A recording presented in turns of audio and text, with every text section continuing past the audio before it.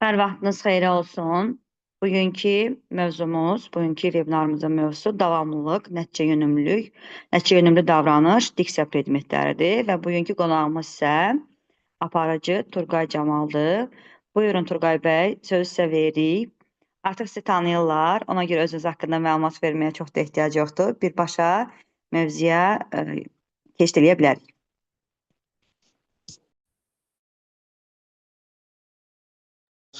Turqay bəy, mənə istəyirsiniz, salam. Axşamınız xeyir olsun, axşamınız xeyir olsun. Necəsiz? Yaxşı, siz?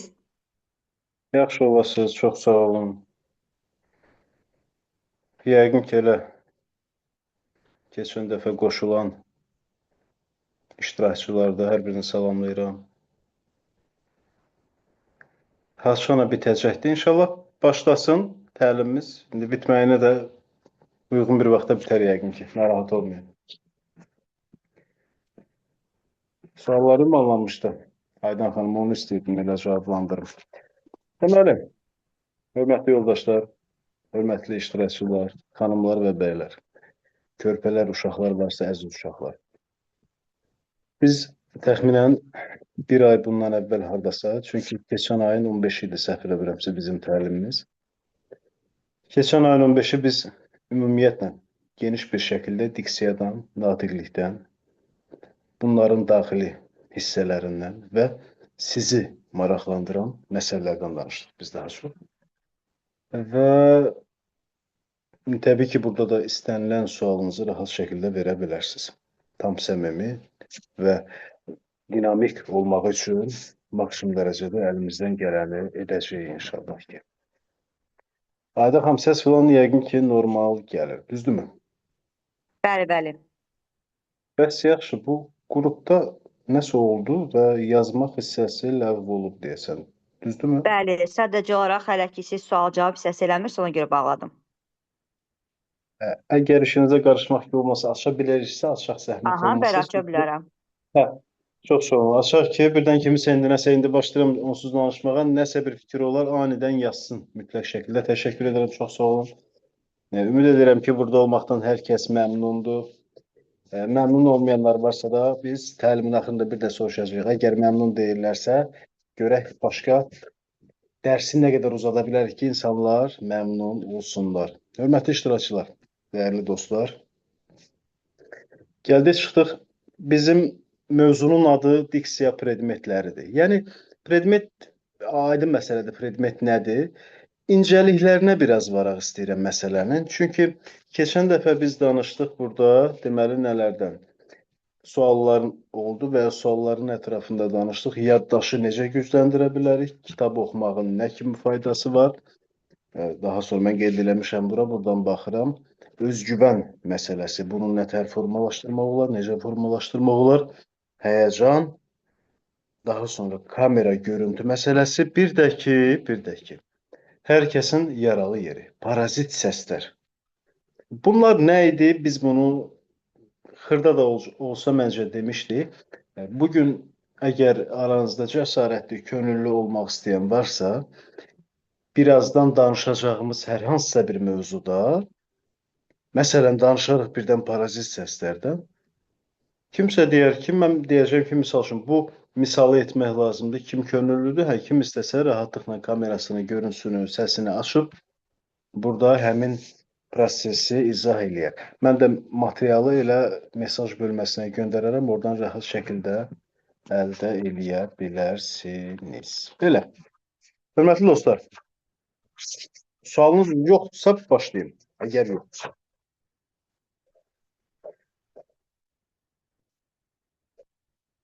Bir istəyirəm. Görüntü getmədi. Yox, buradadır.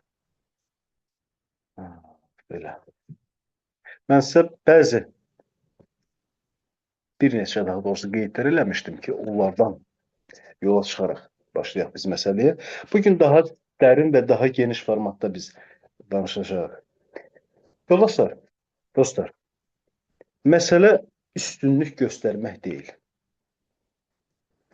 Məsələ üstünlük göstərmək deyil. Məsələ yersiz savadsızlığın və göstərişin qarşısını almaqdır. İndi gəlirəm bu fikrimi açmağa. Yəni, nə deməkdir? Məsələ üstünlük göstərmək deyil deyəndə biz keçən dəfədən bəri, yəni bizim keçən təlimdə olanlar bilir ki, biz demişik ki, səhnədə mütləq biraz insana ego lazımdır. Yəni bu ego belə deyim, sözüm, yəni ümid edirəm ki, bu çıxmaz. Mənfi bir hal deyil. O zaman ki, biz onu idarə eləyə bilirik artıq.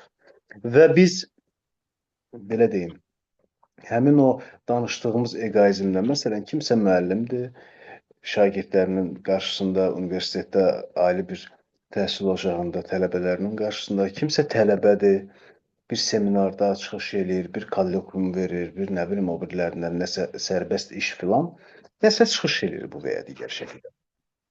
Yazılmamış bir qanunumuz var. Səhnəyə çıxan hər kəs biraz eqolu olmalıdır. Çünki daxildəki o həyəcan hissini həm bastıra bilsin rahat şəkildə, həm də ki, belə deyim, yəni ego bəzən bizi rahat şəkildə özümüzü ifadəyə çox zəmin yaradır. Yəni qısacası ego biraz lazımdır. İndi gələk bayaq dediyim misala, göstəriş məsələsi dedim, səhv eləmirəmsə, məsələ üstünlük göstərmək deyil, məsələ yersiz savadsızlıq. Yəni əgər biz burada təbii ki, bu ego ilə üstünlük göstərmirik. Biz həyəcanımızı idarə eləməyi öyrənirik. Biz düşdüyümüz mühitdə, düşdüyümüz belə deyim də, vəziyyətdən necə çıxa bilərik, buna baxırıq sadəcə biz. Heç yəni olubmu, yəni rastınıza çıxıbmı belə bir təcrübə, belə bir şeyləri yaşamısınızmı? Demisiniz ki, mən həyəcanlı idim, mən çıxdım səhnəyə və yaxud da mən başladım danışmağa, amma özümdən asılı olmadan çox yaxşı danışdım. Çünki qəribə bir şəkildə ego işə düşdü və ego işə düşəndən sonra çox möhtəşəm danışdım mən. Əgər belə bir təcrübəniz olubsa, yazın və yaxud da səsi açın deyin. Yazın və yaxud da səsi açın deyin. Necə istəyirsinizsə. Deməli, nə deyirdik? Mesaj gəldi deyəsən, düzdürmü? Əksinə hər an bastırır, danışıqdır. Başa düşmədim tam olaraq. Yəni bu normal bir şeydir. Bunlar qeyri-adi bir şey deyil. Tribunaya və yaxud da səhnəyə çıxanda həyəcanlanmamaq. Hamı həyəcanlanır. İnanın ki, 30 ilin, 40 ilin, 50 ilin sənətkarı belə o səhnəyə çıxanda həyəcanlanır. Çünki səhnənin məsuliyyəti avtomatik olaraq həyəcan yaradır. Bu, yəni bir mənalı şəkildə. Səhnənin məsuliyyəti həyəcan yaradır. Burada narahat olacaq bir məqam yoxdur. Burada narahat olacaq bir məqam yoxdur. Əsas odur ki, biz onu orada idarə eləyə bilək. Bilmirəm, keçən dəfə biz çox, belə deyim də, məsləhət deməyim, çox tövsiyə verdik, çox kitab, istər kitab adlarından, əsər adlarından, istər nəyi necə etmək lazımdır bunlardan. Yəni bunlardan bir məşq eləyən oldumu ən azı ağız tənbəlliyindən, parazitlərdən demişdim ki, yanınıza bir stəkan su qoyun filan filan filan filan filan. Təbii ki, ilk 15 dəqiqə mütləq şəkildə, bəli, mütləq şəkildə bilirsiniz necə olmalıdır. O həyəcan falan olacaq o ayrı məsələ. İlk 15 dəqiqə bizim səhnəni tədqiq etmək üçün bizə verilən bir müddətdir. Biz, səhv eləmirəmsə, bilmirəm, danışdıq sizdən ya yox, çıxışlardan. Çıxışlar 3 hissəyə ayrılır, bilmirəm. Əgər danışdıqsa, yadıma salarsınız çıxışlardan. Başlanmağa gözəl. Eyni ilə. Baxın, kim yazıb bunu? Ayşə xanım. Ayşə xanım, axşamınız xeyir olsun. Yazmışsınız ki, mən çalışdığım, hazırlaşdığım tədbirdə qaldı, yəni yəqin ki, hazırlaşdığım qaldı. Yəni hazırlaşdığınız mətn qalıb bir kənarda özünüzdən əlavə eləmisiniz. Bu ümumiyyətlə çox belə deyim də yayılmış bir metoddur. Hətta mən sizə bir misal da çəkim özümdən. Mən orta məktəbdə 2-ci sinifdə oxuyanda o vaxtı proses necə olmuşdu? Mən musiqi məktəbinə sənəd vermişdim musiqiyə getmək üçün. Və musiqiyə gedəndə də orada bizdən mahnı imtahanı soruşurlar. Mən 2 ay evdə valideynimlə tamam başqa mahnıya hazırlaşmışdım. Tamam başqa mahnıya. Amma getdim orada imtahanda müdirlərin filanların qarşısında tamam başqa bir mahnı oxudum. Yəni həmin an o mahnı gəldi ağlıma və o mahnını da oxudum. Yəni dediyinizə qatılıram. Bu belədir, yəni həqiqətən də. Səhnə böyüklük, kiçiklik hər bir şəxsi həyəcanlandırır. Təbii ki, istənilən adamı həyəcanlandıra bilər. Baxın, yazmısınız ki, panik atak keçirirəm. Mən panik atak keçirirəm elə bir çıxış edəndə. Bu iki səbəbdən ola bilər. Ya yetərli və doğru, düzgün yolla, düzgün tərzdə məşq eləmirsiniz evdə. Ya güzgü qarşısında, ya telefon qarşısında, ya da ola bilər ki, bu psixoloji məsələlərdən də qaynaqlana bilər. Yəni hər ikisi ola bilər. Burada hər ikisi ola bilər. Və təqdimatlarım 40 il tərəfən 240-ın bir əşli tərəfən qaşınam. Bəli, eyni ilə. Ego işə keçəndə, baxın, yoldaşlar, ego işə keçəndə bu istəmsizcə baş verir. Yəni bu birbaşa olaraq reflektor bir prosesdir. Yəni reflekslə bağlı olan bir şeydir. Biz işə düşəndə başlayırıq, həyəcan basır bizi, bir təhər oluruq, rəngimiz qızarır, rəng alıb rəng veririk, tər basır bizi. Digər ki, biraz o ego işə düşəndə artıq biraz vəziyyətin, necə deyərlər, o rəngi həqiqətən dəyişir. Egonu üzərinizdə mütləq sınayın. Mütləq boş olanda mütləq bu ego məsələsini sınayın. Davamlıq insanın şəxsi və peşəkar inkişafına necə təsir edir? Nə gözəl sualdır, nə qəşəng sualdır. Baxın bir də gözürsən.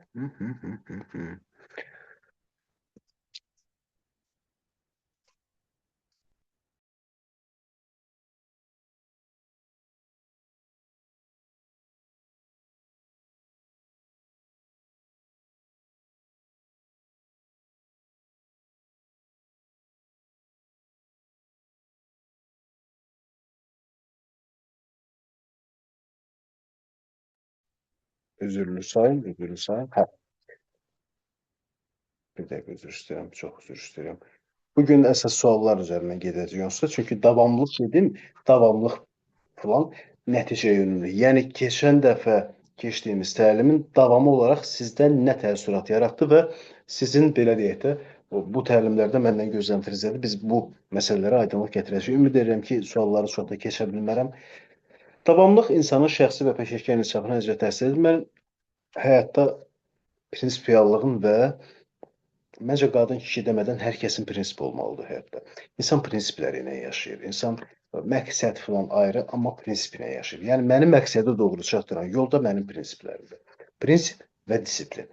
Yəni bu ikisi vəhdətdə olub bir yolda getməyəndə çatdığın nə məqsəddən nə bir şey anlayırsan, o deyir, heç nə anlamadım filan şeydən.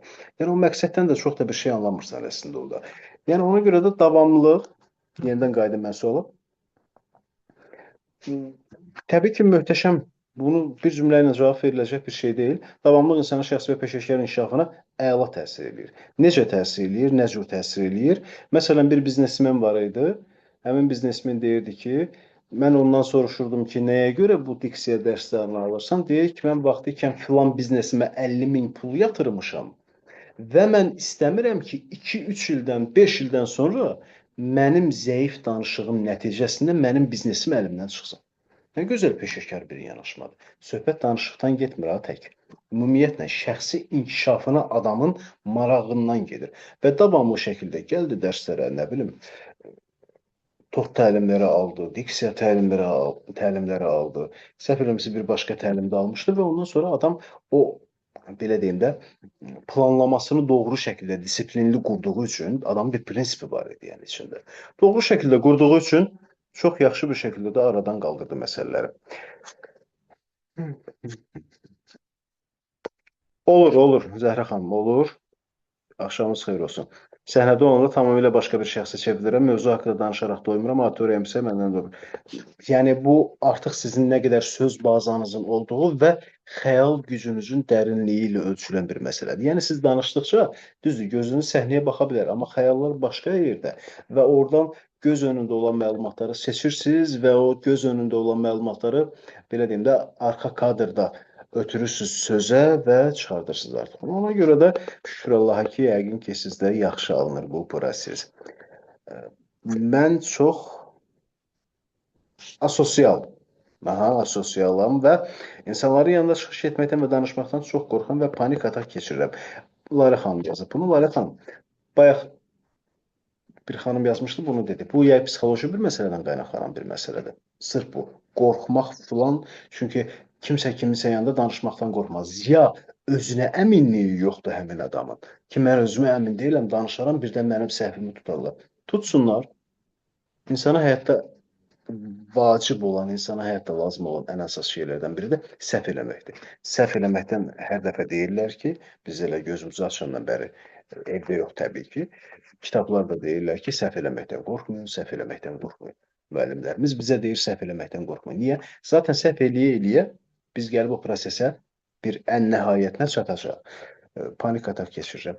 Yenə deyirəm, bu psixoloji bir məsələdir, panik atak keçirməyiniz. Bu, məncə bir pedaqoqla məsləhətləşin, bunu mütləq məsləhətləşin. Nəticə yönümlü iş görüşməsinə həyəcanlı. İş görüşməsində salam egomuzu.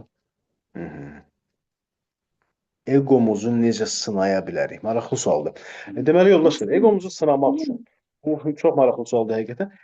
Egomuzu sınamağın, yəni bu biraz fərdi məsələdir. Mənim egom gülə-gülə olur. Bir başqasının egosu belə sifətin turşudaraq, belə qaşqabağını çataraq o şəkildə danışa-danışa olur. Egolar, egonun tərzləri daha doğrusu müxtəlifdir və fərdidir.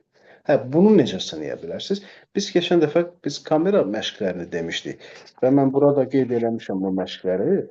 Yazmışam ki, gün ərzində 2 dəfə, 1 həftə və ya da 10 gün ərzində bunu davamlı təkrarlayın.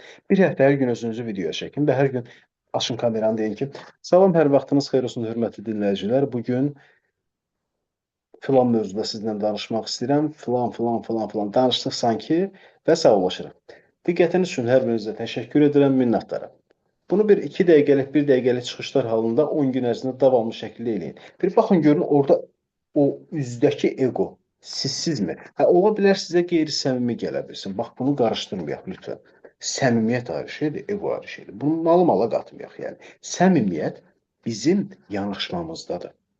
Üz quruluşumuzda deyil, olmamalıdır yəni. Ola bilər üz quruluş, amma olmamalıdır. Səmimiyyət bizim yanaşmamızdadır. Məsələn, mən şəxsən bu dəqiqə aşırı dərəcədə egoluyam. Nəyə görə? Çünki yorğun bir iş gününün sonunda bir təlimdəyəm və egolu olmalıyam ki, mənə danışmağa bir motivasiya olsun və əlavə güc mənbəyi çıxardıram mən bu egodan. Əslində sözüm təvazökarlıqdan uzaq olmasın, bu dəqiqə mənim egoya ehtiyacım yoxdur.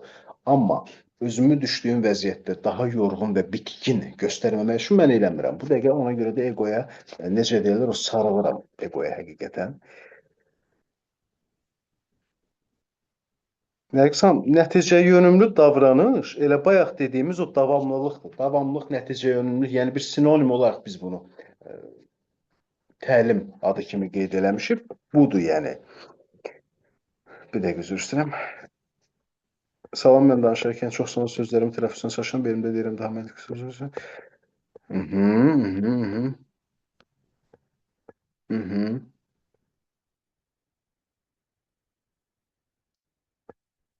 Hə.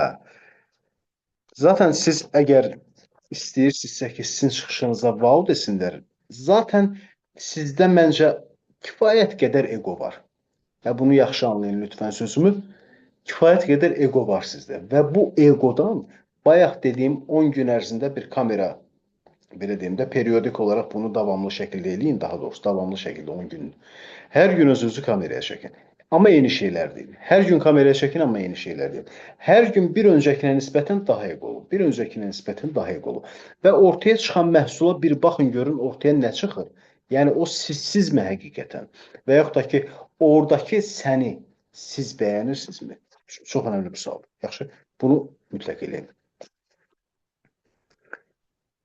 Kitabı səssiz şəkildə oxursunuz, çünki ona görə. Kitabı səssiz şəkildə oxursunuz böyük ehtimalla. Səsli şəkildə lütfən. Kitablar, əziz təlim iştirakçıları, kitablar səssiz şəkildə, bir mənalı şəkildə. Kitab səssiz şəkildə oxunur. Bu qədər. Salam, mənim söz bazım kifayət qədərdir. Hər gün də saatlarla kitab mütaliə edirəm, amma nə? Amma normalda danışanda bunlara uyğun olaraq nitqim istədiyim kimi formalaşmır. Ağa canlı. Baxın, bu üzrsən bir müəllimdə xanımsız və yaxud da bəysiz, baxın, bu ağız tənbəlliyi ilə də qaynaqlana bilər. Sizin söz bazanız ola bilər, Amma kitabları ola bilər səssiz şəkildə oxuyursunuz. Bundan da qaynaqlana bilər və məncə elə ağız tənbəlliyinə görə bir də ki, xəyal qurma bacarığınız məncə biraz zəifdir. O bacarığı inkişaf etdirmək lazımdır.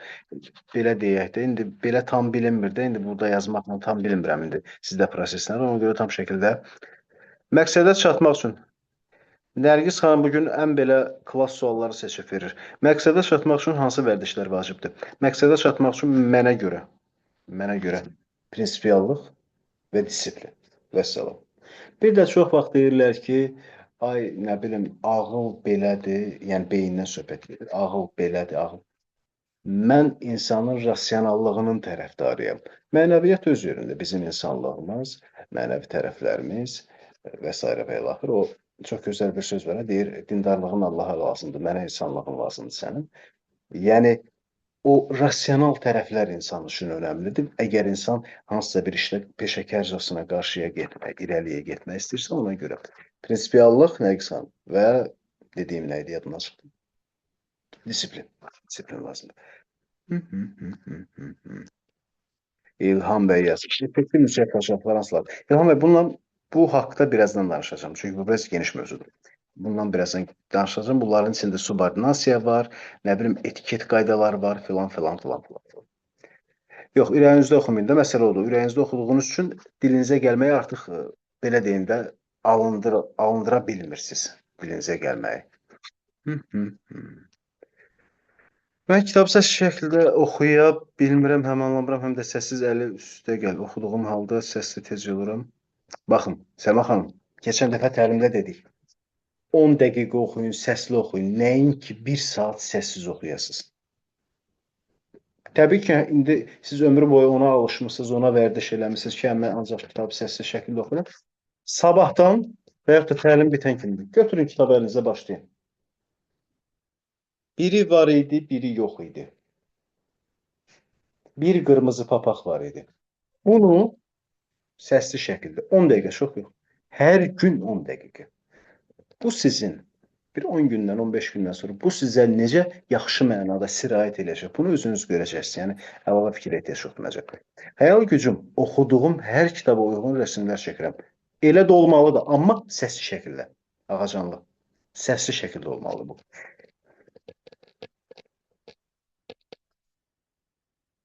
Deməli, diksiya niyə uğurlu ünsiyyətdə mühüm rol oynayır?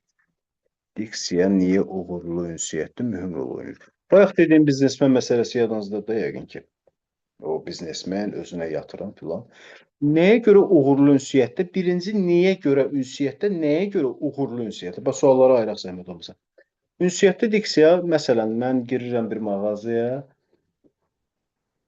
tanınmış bir brend mağazaya daxil oluram. Mağazada müştəri təmsilçisi olan xanım və yaxud da bəyin rəftarı mənim xoşuma gəlmir. Və mən heç o mağazadan heç nə almıram və çıxıram. Yəni, burada artıq mənim onunla təmasım, mənim onunla bir fizioloji olaraq göz bağı, göz kontaktı qurmam mənfidir. Daha doğrusu mənfiyə çevrildi. Avtomatik olaraq mən o mağazadan da heç nə almadan çıxıb gedəcəm. Bax, yəni budur. Tam olaraq Nərgiz xanım, məqsəd burada budur ki, çox üzr istəyirəm. Yəni bizim diksiyamızın və danışıq tərzimizin bizdə önəmi. Mən şəxsən elə dostlarla, yoldaşlarla, ailəvi elə restoranlar var ki, mən heç yeməklərini bəyənməsəm də ora gedirəm. Çünki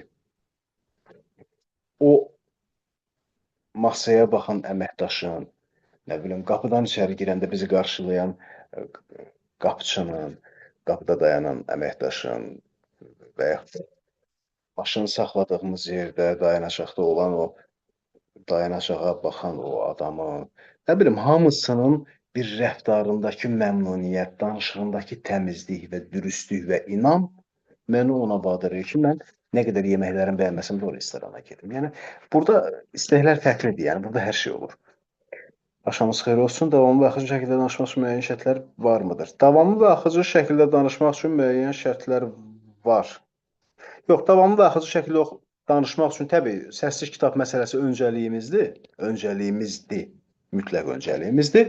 Amma və lakin bu davamlıq prinsipi biraz vərdiş məsələsinə dayanır. Biz keçən dəfə də danışdıq, ümumdünya psixologiyasında bir məsələnin vərdiş müddəti nə qədərdir? 21 gündür ümumdünya psixologiyasında. Amma bizim bu işdə, yəni bu diksiya məsələlərində 3-5 gün ərzində biz istənilən bir məsələni vərdişə çevirə bilərik. Məsələn, bayaq kimsə yazmış ki, mən kitab oxuya bilmirəm. Səma xanımın, yadımda düşdü. Yazmış ki, mən kitab oxuya bilmirəm səs şəkildə. O xanım 3 gün, 5 gün davamlı şəkildə eyni prosesi eləsə, zaten bundan sonra o adam səssiz şəkildə kitab oxuya bilməyəcək. Çünki artıq ona vərdiş elədi bu. Ona görə. Deməli, suallar haldadır. Suallar. Hı -hı, hı. Suallara getdi. Salam, mən danışım deyə bilirəm, qarşıma şəxs sıxılır. Buna görə tez-tez danışıram. Aha, maraqlı sual budur. Hər şeyi qarışdırın və bildiyim sözləri unudurum. Səlis danışıq üçün çərçivə. Səlis danışıq üçün nə etməliyəm sualı başqadır. Yuxarıda yazdığınız qarşımdakı şəxs sıxılır, buna görə neyim bu sual başqadır. Səlis danışıq sualı yazıldığı kimi bəsit bir cavabı yoxdur onun. O qədər uzun cavabı var ki. Yəni adam birinci qarşıda oturmalı. Bu adam mən konsultasiya eləməliyəm ki, mən bilim ki, bu adamda problem nədir, çatışmazlıq nədir və bunu bu şəkildə aradan qaldırmağa çalışaq biz. Məsələ budur. Amma birinci sualınıza cavab verə bilərəm. Şəxs sıxılır. Burada bax, bayaq dediyimiz ego məsələsi. Sizdə bir balaca ego olsa əgər, biraz özünüzə egoizm, biraz kobud çıxıram, üzrü sayır. Bu, yəni gerçəklikdir. Biraz özünüzə egoizm qatsız, çox yox, biraz. Bu proseslərə baxış tərziniz dəyişəcək. Yəni deyəcəksiniz ki, mən belə danışıram. Yəni istəyərsən qulaq asarsan, istəməsən qulaq asmasan. Bu qədər sadə. Bunu deməyi öyrənin. Bax, bunu deməyi öyrənin. Yaxşımı? Sonra düzgün diksiya üçün hansı məşqlər lazımdır? Nəqis xanım, bu da uzun sualdır. Bunu effektiv ünsiyyət, bu effektiv məsələlərin içində deyəcəm. Nə gözəl sualdır. Axşamınız xeyir olsun, Telli xanım. Deməli, məktəbə getmişsiniz, hansısa qurumun mühəndisi kimi o uşaqlara maraqlı gəlmək üçün necə çıxış edərsiniz? Nə gözəl. Mən sırf bu situasiya ilə bağlı konkret olaraq bir misalı gözünüzün önünə gətirirəm. Burada, ümumiyyətlə Azərbaycan, üzr istəyirəm, diksiya, Azərbaycan dili yox, diksiya. Diksiya məsələləri, predmetləri elədir ki, burada konkret çox az sayda yazılı qanunlar var. Burada proseslər nə cür cərəyan edir? Sizin düşdüyünüz mühitdə, belə deyim də, əlinizin altında olan avadanlıqlar, nə bilim, subyektlər, obyektlərdən istifadə edə bilərsiniz. O da baxır, hansı bir mühitə düşmüsünüz. Məsələn, mən sizə başımıza gələn bir hadisəni danışım, təxminən 5-6 il əvvəl. 9-cu sinifdə oxuyan uşaqlara getmişik. Tam da diksiya yox da psixoloji cəhətdən ürəkdirək verməyə. Bəs imtahanlarınız yaxşı olacaq, filan olacaq, bəhtikin olacaq. Getmişik. 1.45-i bizə veriblər, 1.45 dəqiqənin dərsi və biz dərsə girdik. Bir xanım, mənim köhnə iş yoldaşımdan getmişdik xanımla. Girmişik dərsə, 35-37 nəfər belə uşaq var, 30 üzəri uşaq var. Və təsəvvür edin. O uşaqlar sinifi bildiyin dağıdırlar, uçururlar sinifi. Biz təbii ki, eləmə, otur, nə bilim, səssiz dur desə, heç kim bizə qulaq asmayacaq. Biz nə ediyoruz da? Bəlkə də çoxlarına fərqli bir metod kimi gələ bilər. Çox bəsit bir iş görürük biz orada. Çox bəsit. Məktəb partası var, müəllimin qarşısında olduğu parta. Bir o parta, bir də uşaqların qarşısında olan parta.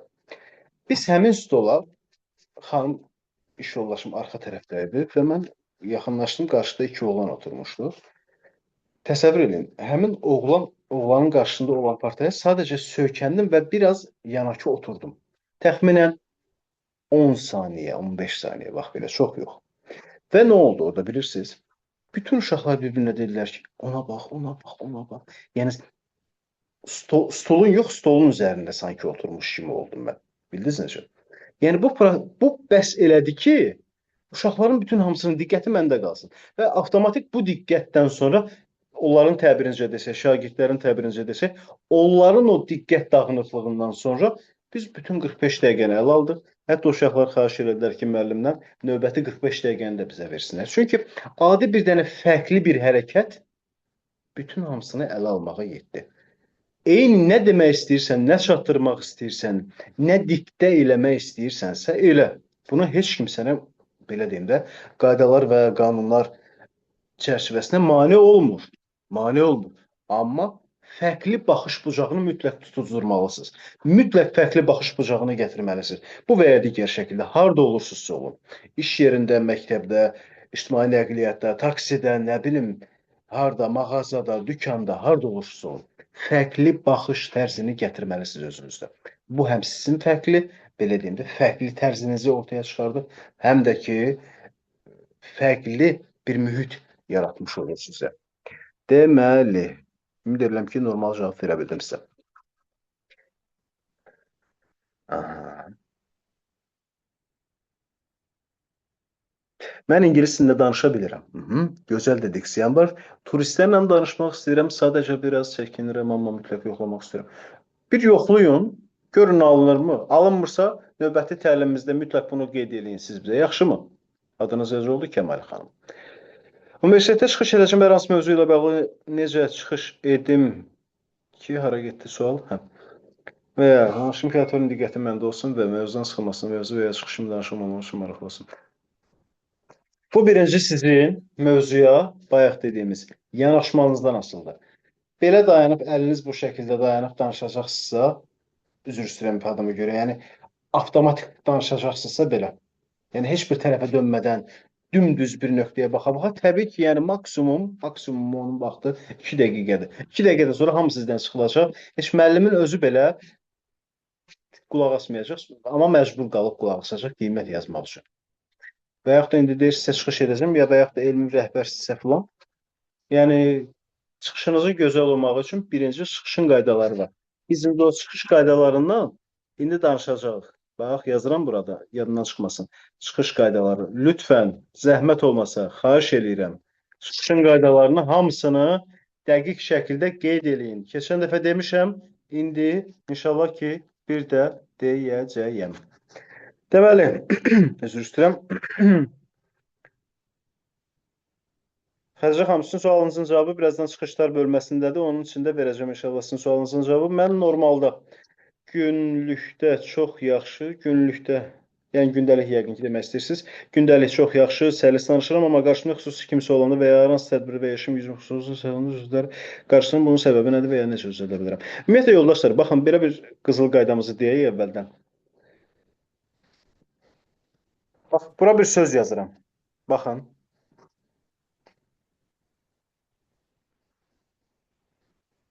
Üç fərqli versiyada yazacağım sözü. Üç fərqli versiyada. Görürsünüz, mesaj bölməsinə mən yazdım. Deməli, bu nədir, bilirsiniz? Xanımın sualından yola çıxaraq mən bunu dedim, Rəhlə xanımın. Səsi atmırlar, baxın, səs göndərilir, mesaj göndərilir, mesaj atılmır. Yaxşımı? Çox sağ olun sözü. Aydın məsələ ki, ayrı yazılır, düzdür? Yəni, siz bunu qrammatik şəkildə bilirsiniz, amma bir ən yaxın rəfiqənizdən, xalanız oğluna, xalanız qızı ilə, bibiniz oğluna, bibiniz qızı ilə danışanda, özümü kül də qoy nətər istəyirəm yazın. Deməyin. Ən xırda uşaq, deyil o, uşaqla uşaq kimi danışmayın. Körpə ilə körpə kimi danışmayın ki, dil funksiyaları inkişaf eləsin. Beyin desin ki, məsələn, çörəkdir də bunun adı. İndi uşağa bilmirəm nə deyirlər elə. Hər bölgənin özünə məxsus bir tərzi var. Yəni, dediyimiz sözləri yazılışda da, kiməsə mesaj yazanda da orada belə mütləq şəkildə yazılışa diqqət eləyək.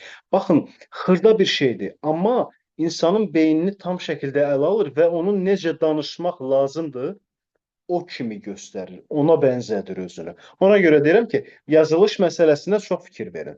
Qarşınıza onu ancaq məşq eləməlisiniz, Rəhlə xanım. Belə əgər çox yaxşı danışırsınızsa gündəlik işdə, evdə filan, dostların, tanışların ətrafında, amma deyirsiniz, xüsusi adam, misal üçün bir direktor olsun, bir universitet rəhbəri olsun, bir, nə bilim, kim olsun, bir el ağsaqqalı olsun, el ağ bir şey olsun, misal üçün deyirəm bunu.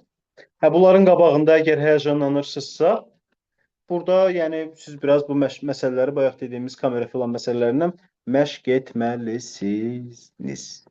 Məşq etməlisiniz.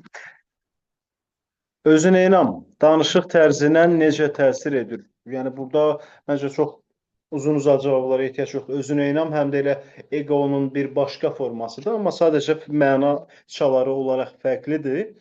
Özünə inamın olmasa mən nə danışdığımı belə deyim də çəkinərəm nə danışdığımdan. Məsələn, özünə inamım olmalıdır ki, Rəhlə xanımın bayaq soruşduğu mən qarşımda xüsusi adam olanda, xüsusi kimsə danışa bilmirəm, neyniyim mən? Özünə inam bax burada işə düşür. Bax burada lazımdır. Mən tribuna qarşısında çox həyəcanlanıram. Üzüm qızarır, bildiklərimi unuduram. Bu birazdan danışacağıq indi çıxış haqqında deyəcəm onun içində. Nitq zamanı ən çox olunan səhvlər parazit səslərdir. Bunlardır. Nəfəs almamaqdır. Cümlədən əvvəl mütləq şəkildə nəfəs alınmalıdır yoldaşlar. Cümlənin ortasına yadımıza düşür ki, nəfəs almadım, cümlə qırıldı. Vəssalam, o cümlə getdi. Vəssalam. Çünki artıq növbəti cümlələrdə bizi dinləyənlər bizə qulaq asmayacaqlar. Deyəcəklər ki, yaxşı danışdı, normal danışdı. Hər kəsin içindən bu fikir keçəcək yəni. Hamının içindən bu fikir keçəcək. Deməli, Səma xanım, heç növbəti təlimlərimizə inşallah ki, qatılarsınız. Səsli sual vermək olarmı? Səsli sual versək, buradakılar biraz aləm deyəcək bir-birinə. Bir dəqiqə mən bu məsələləri oxuyum. Eynən. WhatsApp mesajları, WhatsApp yox. WhatsApp sözü Azərbaycan qrammatikasına uyğun olaraq bu şəkildə yazılır. İndi yazdım ki, lazımınız olar birdən. Ümumiyyətlə yazdım bunu. Vaxtın düzgün idarə olunması nəticə yönümlü davranışa necə kömək edir? Vaxtın düzgün idarə olunması. Çox rəsmi və qısa konkret yazırsınız Nərgiz xanım. Vaxtın düzgün idarə olunması bayaq dediyimiz disiplin məsələsi. Yəni mən gündəlik olaraq adamlar var ki, improvizasiya ilə hərəkət edir. Yəni doğaçlama hərəkət edirlər türk dilində desək. Və onlara heç vaxtı düzgün idarə eləmək ehtiyac yoxdur. Məsələn, bugün işə gedəcəklər, saat 9-da işdə olmalıdırlar. Evdən çıxırlar, saat 8-in yarısında deyirlər ki, qoy test saatında nə olar, olar. Amma disiplinli adamlar deyir ki, 8-də misal üçün deyir, qoy 8-də çıxım, 9-da da 5 dəqiqə qalmış, içəri girərəm, 9 tamamda işimi başlayayım, 6, 17, 59 işim bitəcək, 18 tamam, vəssalam, qalxdım, ayağı durdum, getdim. Yəni bu biraz budur.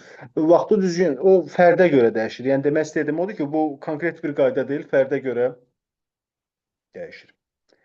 Sakit, aramla və hədəfə yönəlik nitq söylədikdə auditoriyanı ələ almaq olur. Zəhra xanım, ümid edirəm ki, bu sualdır. Ümid edirəm ki, burada sual vermək istəmisiniz. Yəni bu, yenə də deyirəm, mən məsələn sakit danışanda da, sakit səslə danışanda da məcbur eləyirəm ki, o səhnə mənə qulaq assın. Bunu necə məcbur eləyirəm? Sözlərimi seçə-seçə. Baxın, çox üzr istəyirəm. Ərdoğanın çıxışına baxın, Rəcəb Tayyip Ərdoğan, Türkiyə prezidenti. Görün necə bu, o yaşlı olduğuna görə elə danışmır. İnsanlar onu dinləsinlər deyə elə danışır. Necə orada xüsusi detallar var, fikir verin. Necə yavaş-yavaş danışır ki və o qədər sakit danışır ki, insan onu dinləməyə məcbur olur. Tamam, dövlət başçısıdır, başa düşdük, dinləmək lazımdır, o ayrı bir məsələ, amma adam biraz danışığına maraq qatır. Maraq qatandan sonra çox bir qəşəng siyasi manevrdir, əslində maraqlı siyasi, diksiyasında siyasi manevrlər eləyir. Maraq qatır danışığa, amma həm də aramlıq qatır ki, insanlar onu bir də dinləsinlər və diqqətlə dinləsinlər. Diqqətlə dinləyəndə də tamamilə sakitlik hökm sürür orada da.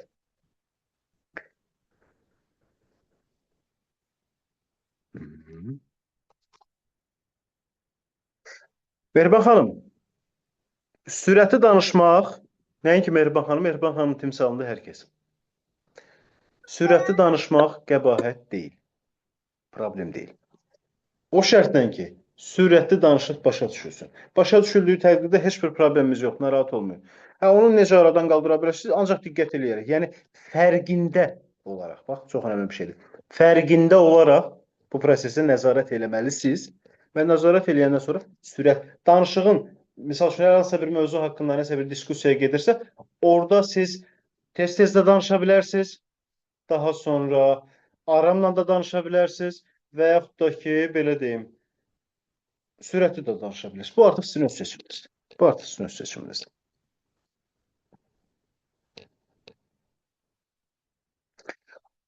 Səhv eləmirəmsə, uğurlu insanların davamlılıq xüsusiyyətləri nələrdir? Axı mən bu suala bayaq cavab verdim, səhv eləmirəmsə. Yəni bayaq dediyimiz disiplin, qərarlılıq, insanın o qərarlılığı və disiplini olmayandan sonra heç bir nəticə belə deyim də ortaya hasil olmur. Uğurlu insanların da əsas davamlılıq xüsusiyyətləri disiplinli olmağı, bayaq dedik biz bunları. Disiplinli olmağı, nəticə yönümlülük. Yəni mən bu məqsədə doğru gedəcəm, mənim yoluma hansı əngəl çıxsın, mən heç birinə ilişməyəcəm. O el arasında çox gözəl bir misal var, deyir. Nə tər deyir? Qoy görüm yadımdan çıxdı. Hə, gəzən ayağa daş dəyər. Yəni insan hərəkət eləməlidir ki, onun ayağına daş dəysin və yeridiyi bilinsin. Məqsədə doğru getdiyi bilinsin. Məqsədə doğru getdiyi bilinsin. Səsli sual vermək istəyən var idi. Zəhmət olmasa versin. Axşamınız xeyir Turqay müəllim və Hər vaxtınız xeyir olsun. hər bir iştirakçılarımızı da salamlayıram və çox təşəkkür edirəm bu təlimi verdiyiniz üçün. Bayaqlarım sadəcə sözünüzü kəsmək istəmədim. Dediniz ki, mən indi bu saatlarım yorğunam. Nə məsələsinə toxunmaq istəyirəm? Bu ego məsələsinə. Bu da niyə görə? Dediniz ki, mən indi yorğunam, amma mən indi onu bildirmək istəmirəm. Ona görə sarılmışam egoma və elə çıxış edirəm ki, bilinməsin də, görsənməsin mənim yorğunluğum. Mən belə başa düşdüm. Eləmi? Zəhmət olmasa sualınızı bir də təkrarlayarsınızmı? Zəhmət olmasa. Yəni tam şəkildə əhatələndirin. Mən başa düşdüm nə demək istədiyinizi. Sualım bu Hər kəs idi başa ki, düşsün. sualım da bu idi ki, bax deyirsiniz ki, mən sarıldım egoma ki, görsənməsin. Yəni ki, indi o çıxışı ona görə edirəm. Mən indi demək istəyirəm ki, əgər siz yəni ki, beləçinə belə deyək də, sual belədir ki, siz qorxursunuzmu ki, görsənsin ki, siz yorğunsunuz, yoxsa başqa bir səbəbə görə belə edirsiniz? Yəni ki, belə deyək ki, təbii olmazmı da ki, görsənərdi ki, necə deyim, formalaşdıra bilmirəm sualımı. Yəni demək istəyirəm Mən ki, başa hər bir düşdüm. zaman bu lazımdır ki, məsələn biz göstərək ki, egoluyuq ki, biz bunu hər zaman göstərməliyik. Olmazmı ki, biz sadəcə bir səmimiyyətimizi göstərək ki, hə.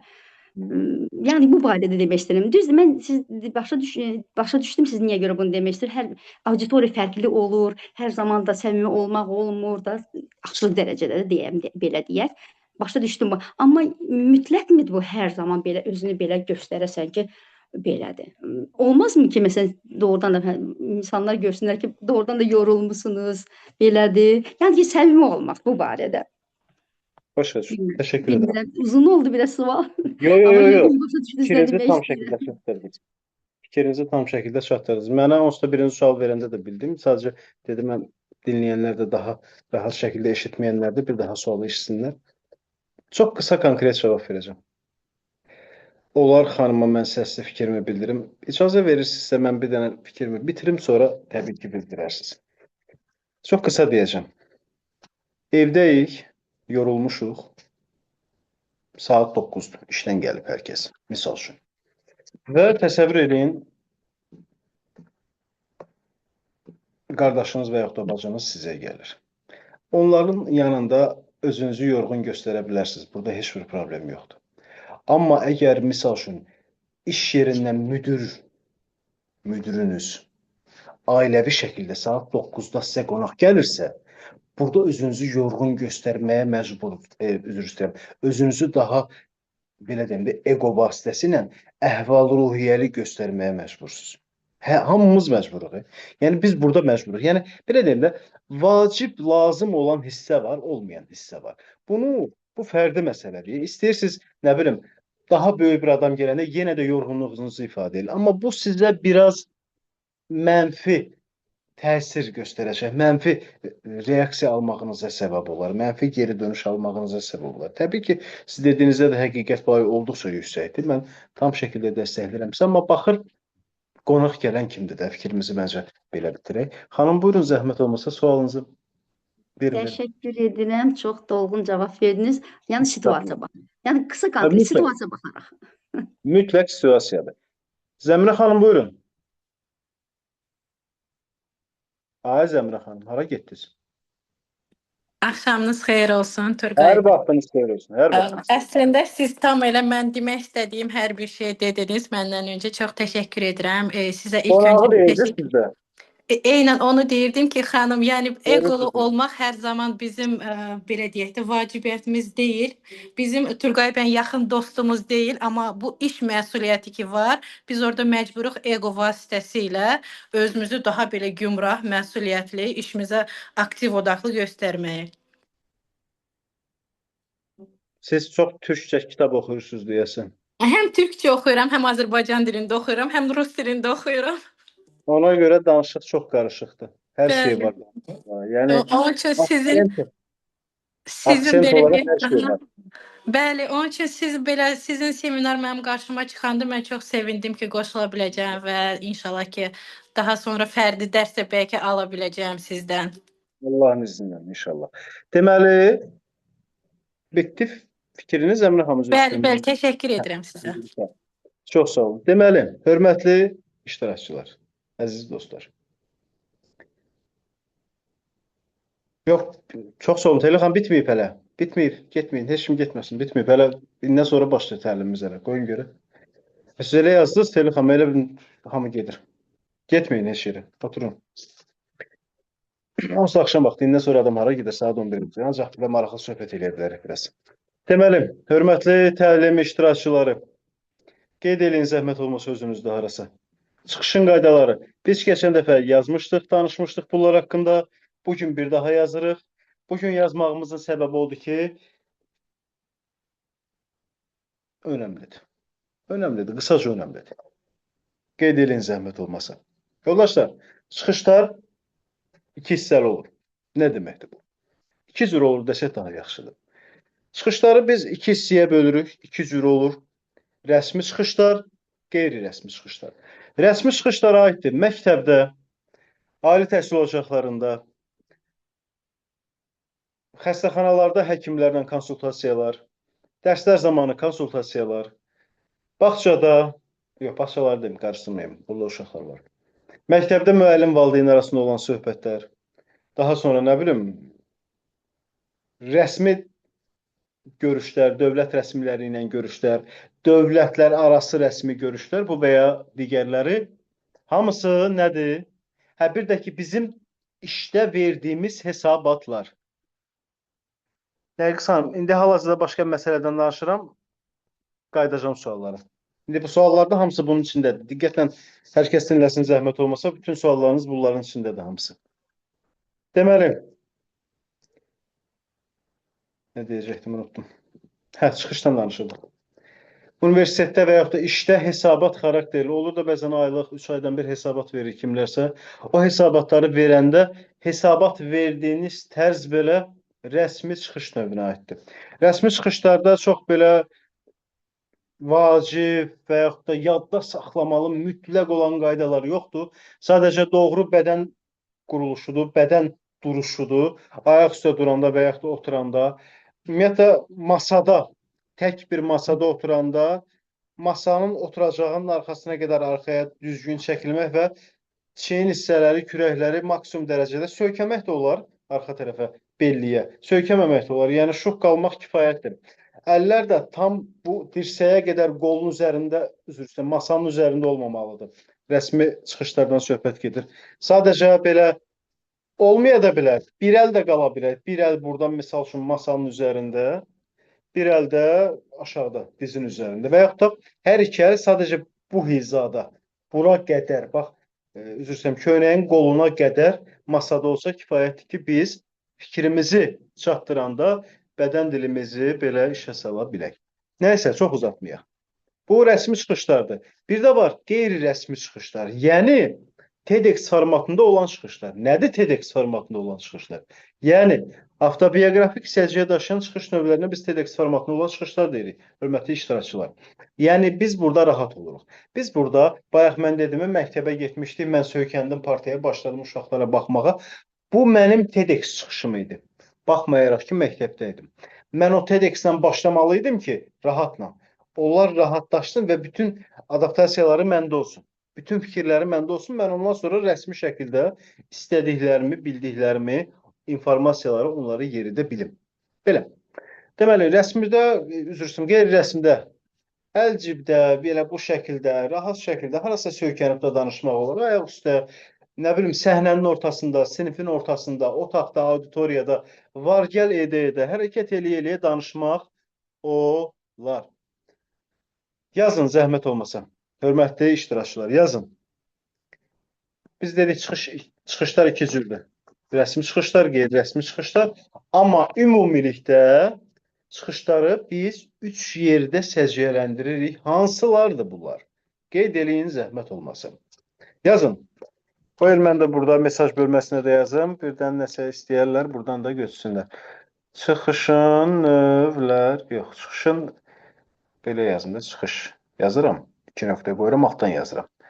Ya mesajda baxın, ya buradan mən deyirəm onsuz da. Deməli, baxmaq, baxmaq.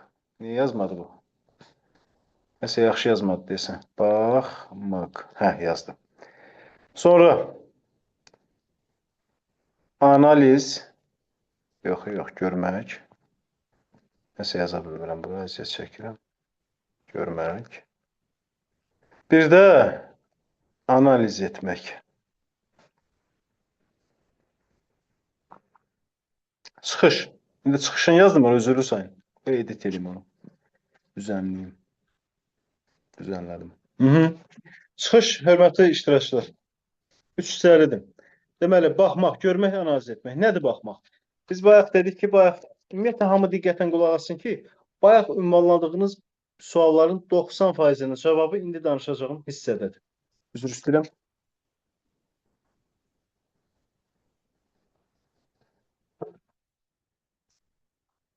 Bayaq verdiyiniz sualların 90%-nin cavabı indi danışacağım hissədədir. Dedik ki, baxmaq. Biz auditoriya və yaxud da səhnəyə kim necə istəyir qəbul eləsin, kim hardasa orada gözünün önünə gətirsin. Biz daxil oluruqsa, ilk 5 dəqiqə bizim auditoriyanla tanışlığımızdır. Yəni, salam, hər vaxtınız xeyir olsun, hörmətli təlim iştirakçılar və yaxud da. Salam, hər vaxtınız xeyir olsun, hörmətli tələbələr və yaxud da.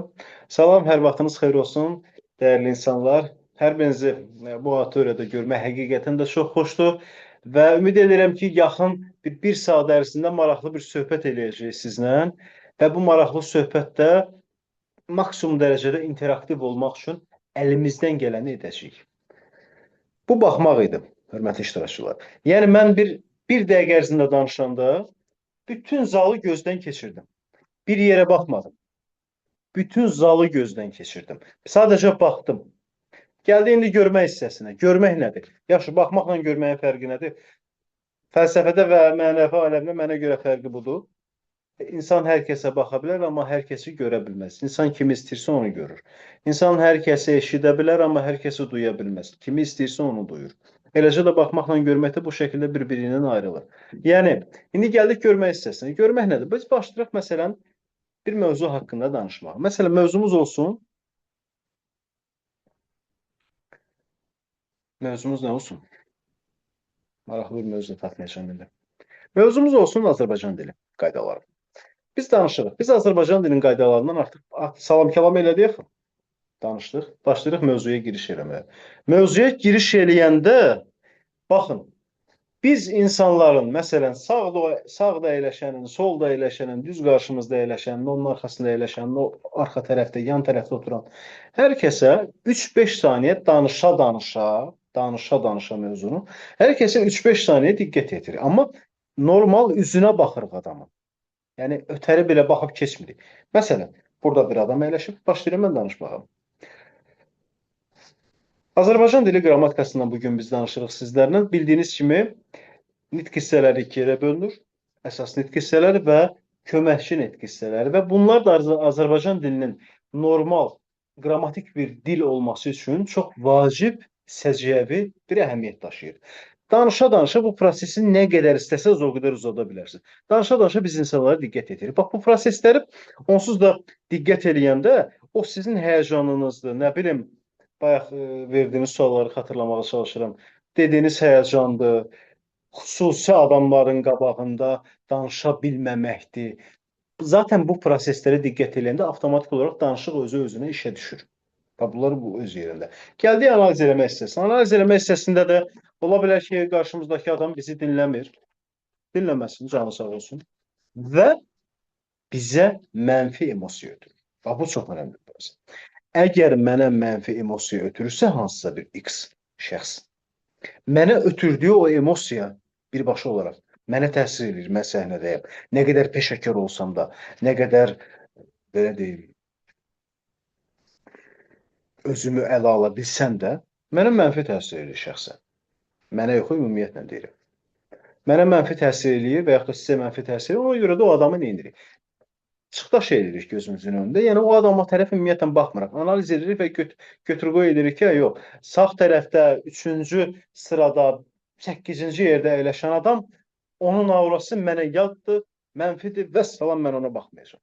Yəni, bunu onsuz da beyində deyəndən sonra biz onu loru dildə desək, beyində bitiririk. Yəni, üstünə bıraq belə. Xətt çəkirik, X hərfi və salam, o adam artıq gedir bizlər. Necə deyirlər, o şornisli soka gedir. Belə, hörmətli yoldaşlar, hörmətli dostlar, nə sualınız var? Verin görək.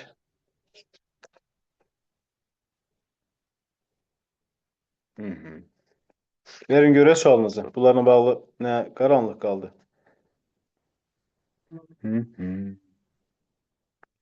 Müəllimin sinifdə gəzərkən əl cibdə gəzməyində problem var. Baxın, sizə maraqlı bir situasiya deyim. Bu pulu məktəblərdə müəllimlər əli cibində gəzir. Belə normal məktəblərdə isə müəllim mütləq gərək belə oturmalıdır. Bu proses biraz qəliz prosesdir. Yəni, o baxır sinifin ab-havasına, o baxır auditoriyaya. Mən düzdür, fərdi dərsləri keçirəm daha çox, amma yenə də üzr istəyirəm. Amma yenə də maksimum dərəcədə əli cibdə saxlamamağa çalışıram. Bu şəxsi bir məsələdir. Kitabda da. Kitabda da eyni ilə bu qaydada oxumuşdum. Bəli, eyni ilə. Hansı kitabda oxumuşdum? Bu mənim qaydamda axı. Bu ümumiyyətlə bu qaydanı mən çıxartmışım ortaya. Yəqin kimsə götürüb yazıb harasa. 100% elə olub. Arada zarafat eləmək lazımdır. Mütləq. Mən universitetdə də, belədə də həmişə tələbələrə deyirəm ki, arada zarafat edin ki, əhvalınız açılsın, yoxsa özünüzə gəlməzsiniz. Deməli, hörmətli təlim iştirakçıları. Nədir bu? Mən təşəkkür edirəm, çox sağ olun. Danışan zaman cümlələri qarışdırmayın deyə nə edə bilərəm? Danışan zaman cümlələri qarışdırmayın deyə. Yox, mən belə bir məsələ deyim də indi sizə. Sağollaşmırıq, ha, getməyin. Sadiq Cəfərli. Nə bilim, bəlkə haradasa götürüb yazıb, xəbərim yoxdur heç. Danışan zaman cümlələri qarışdırmayın deyə, qarışdırmayım, yəni siz, mı?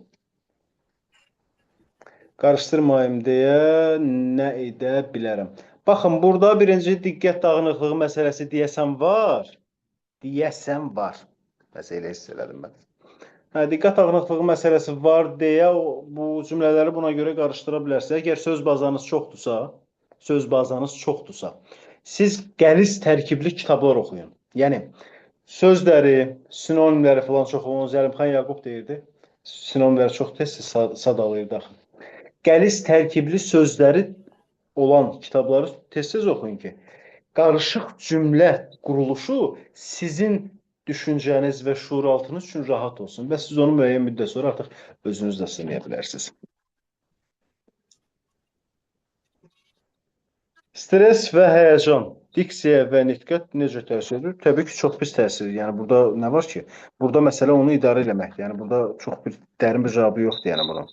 Salam, bayaq dediyiniz insan hər kəsə baxa bilər, ancaq necə görər dediniz? Baş üstə. Bir də gözür üstürəm. Telefon niyə dayanmır bu tərəfdə? Deyirəm, indi bir də gözür üstürəm. Muradova xanım, deməli, bax, biz dedik, baxmaq, görmək, analiz etmək. Baxmağı, mesaj gəlir, sual qalxır, üzrü sana ona görə yendirirəm mərtəbə. İnsan hamıya baxa bilər. Yəni, misal üçün, 50 nəfər adam var. Misal üçün, toydayam və toy aparıram mən. 600 nəfər adam var zalda. 500 nəfərən, 550 nəfər adam var. 600 nəfər adam var zalda, restoranda. Mən onun hamısına baxa bilirəm də rahatlıqla. Belə sündür yerə çıxan kimi bütün auditoriya belə görürəm bütün oturanları. Amma mən əmim oğlunu görmək istəyirəmsə, axtarıram görüm əmim oğlu harda oturur. Bu ya orada oturur. Birbaşa olaraq fikrim gedir ora və ancaq onu görürəm. Bu idi yəni.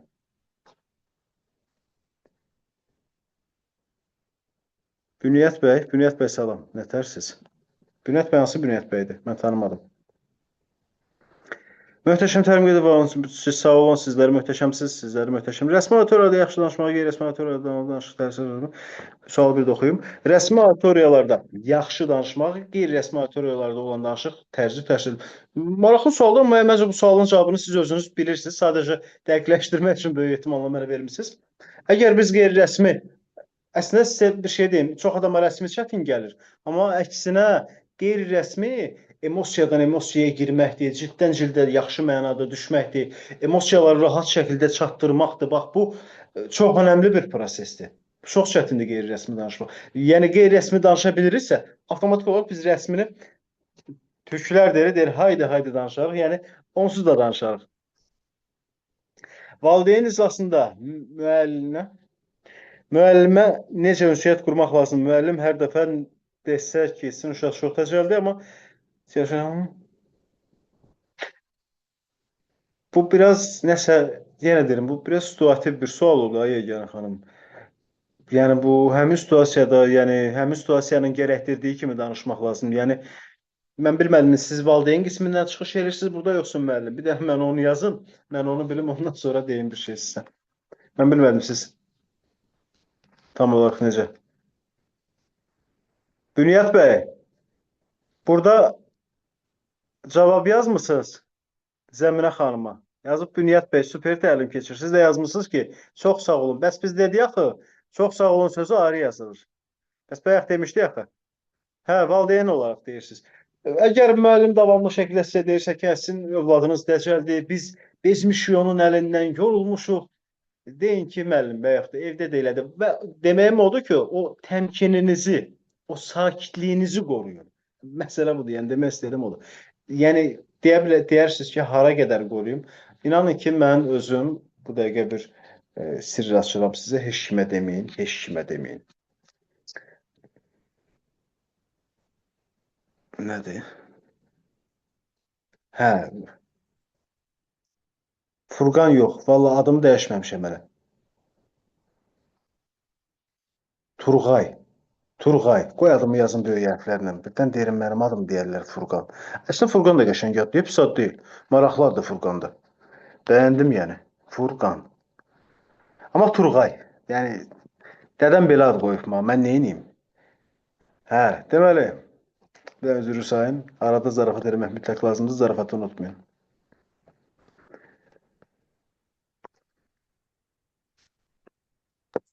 Konfidensialıq qorumağı tələb eləmək olar, Mehriban xanım. Yəqin ki, siz Yeganə xanımın sualına yazmışsınız bunu. Konfidensialığı qorumaq lazımdır. Biz birazdan danışacağıq effektiv müsiyyət, ondan narahat olmayın. Yanında deyəcəm zaten bunları. Ağacanlı xanım, bu sual keçən dəfələrlə verdilər. Biz də bu haqda bir xeyli məlumat vermişdik ki, hansı kitabları oxuya bilərsiniz. Kitab məsələsini deyirəm, qeyd edin. Zəhmət olmasa tez-tez kitabları qeyd edin. Tərcümə əsərləri oxumayın, xahiş edirəm sizdən artıq dərəcədə. Nə bilim, indiki o bəzi dedektiv yazarlar belə, adını çəkmək istəmirəm sadəcə. Hər kəs ortadan bir dedektiv yazar olaraq çıxıb nədirsə, nə hikmətdirsə bilmirəm. Dedektiv yazır, sözə baxırsan cümləyə, söz yığınıdır bütün. Yəni, adam kitabın üzünü açmaq istəmir. İlyas Əfəndiyevin hekayələri, Mirzə İbrahimovun hekayələri, daha sonra Abdullah Şaiqin gözəl nəsr əsərləri də var, nəzm əsərləri də var. Siz nəsrləri oxuyun, daha çox Abdullah Şaiqin. Daha sonra Firidun bəy Köçərlinin Əjdaha əsərləri var. Möhtəşəm əsərləri var. Alın oxuyun, alın oxuyun. Çox sağ olun. Bəli, belə yazılmalıdır. Sağ olun sözü ilə.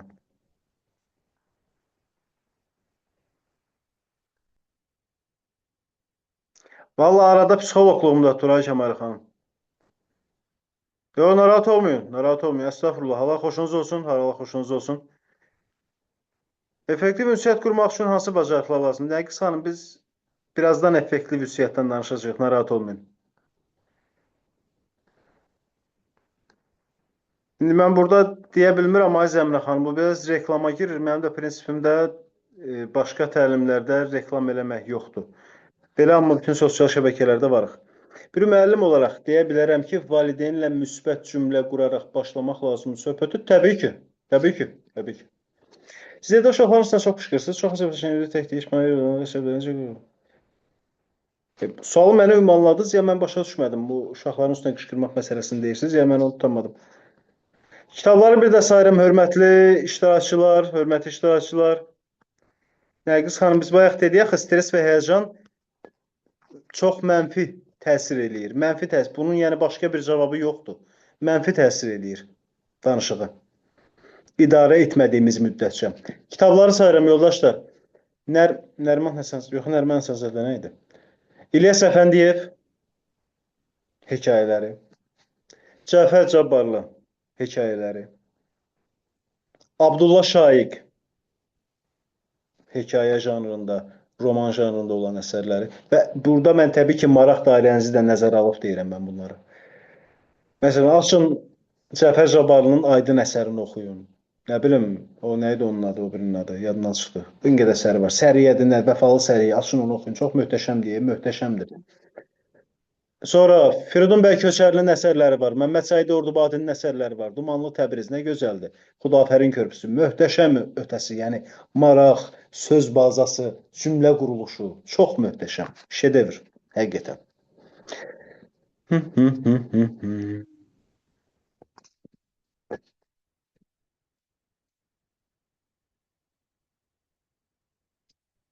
Belə. Bəli. Allah razı olsun Elham xanım, çox sağ olun. İlyas Əfəndiyev, Mirzəyev, Firidun bəy Köçərli, Səid Ordubadlı, Cəfər Cabbarlı, sonra yazın. Bəli, eyni bunlardır. Firidun bəy Köçərli. Təşəkkürlər, çox sağ olun yazdığınız üçün. Hörmətli yoldaşlar. Valideyn iclasında müəllimə necə ünsiyyət qurmaq lazımdır? Müəllim hər dəfə desə ki, sizin uşaq çox dəcəldir. Biz bunu bayaq cavabladıq mı, yoxsa? Hə, tam cavab ala bilmədiniz. Biz dedik axı, burada konfidensiallığı qorumaq çox önəmlidir. Baxın, müəllim ola bilər ki, yəni və bezdiyindən də deyə bilər. Təbii ki, burada müəllimin xarakterini biz bilmirik. Müəllim bezdiyindən də deyə bilər və yaxud da ki, müəllim sadəcə söz xətrinə də deyə bilər. Yəni burada yenə deyirəm, situativ bir şeydir. Konkret situasiya olmalıdır ki, o müəllimin üz quruluşuna, müəllimin emosiyasına uyğun tərzdə gərək ona cavab verək ki, indi müəllimin də aurasını görməmiş bilmək olmur axı. Bu necə adamdır, buna necə cavab vermək lazımdır. Buna görə valla burada diksiya yönündən bir şey yoxdur. Bu biraz psixoloji bir məsələdir və adamda görməmiş cavab vermək inanın ki, üzr istəyirəm. Çox çətindir həqiqətən. Hə, şeir deyəsən Bünyat bəy icazə versə, Bünyat bəylə Nadiyə xanım icazə versə deyəcəyik. Buyurun Turqay bəy. Məqsəd? Bəli. Dediniz ki, deyəcək, ona götürəm, buyurun. Hə, yox, axırda inşallah, hələ qurtarmamışıq. Deməli, məqsəd qoyarkən hansı səhvlərdən qaçmaq lazımdır? Baxın, bu bizim diksiyamıza aid deyil artıq. Yəni, diksiya predmetlərinə aid deyil. Bu biraz başqa fəlsəfi məsələlərdir və başqa dərs mövzulardır. Ona görə bunu cavablaya bilməyəcəm, üzürlü sayın. Bu, mənə özüm üçün sadəcə şəxsi fikrimi deyə bilərəm və bu, hansısa bir elmi əsasa söykənməyə də bilər. Ləhcə həmişə, məndə ləhcə hər zaman olur. Sadəcə istədiyim əsnalarda ortaya çıxardıram. O da ki, bəzən tələbələrlə, iştirakçılarla sırf maraq qatmaq naminə mütləq arada ortaya çıxardıram. Məqsəd qoyarkən mənim üçün hansı səhvlər olmaz, hansı səhvlərdən qaçmaq lazım? Kənar səsləri bağlamaq lazımdır. Ay bala, oradan getmə, ora belədir, bura belədir. Bir dəqiqə, sakit dayanın. Beynimdə fikirləşirəm. Hara mənim üçün daha uğurludur? Bu yol. Niyə? Filan şeyə görə, hansı şeyə görə, filan şeyə görə. Dəyərləndirdim, orta nöqtə tapdım. Vəssalam, ya Allah, getdim. Bu qədər bəsit yəni.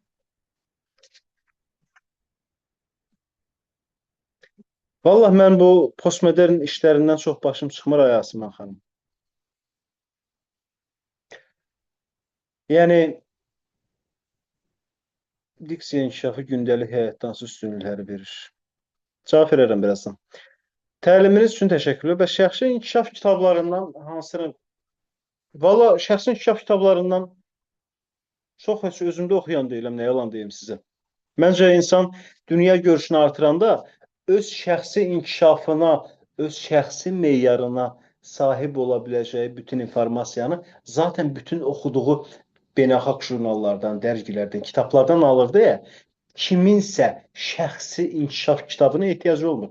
Yəni qısaca hər kəs öz kitabını yazır. Yox, mən kitabım yoxdur, mən yazarlığım yoxdur. Yəni açıq deyim, heç düşünmürəm də. Nəsə.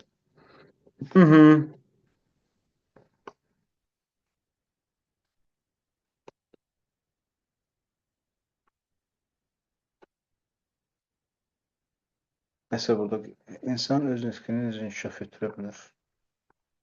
Yəni biz bayaqdan danışdıqlarımız bəs nədir? Nitqdən danışırıq da biz xəyal qurmaqdan, fikrimizi tam şəkildə toplamaqdan, yəni bunlardır. Nitqi inkişaf etdirmək başqa necə olur?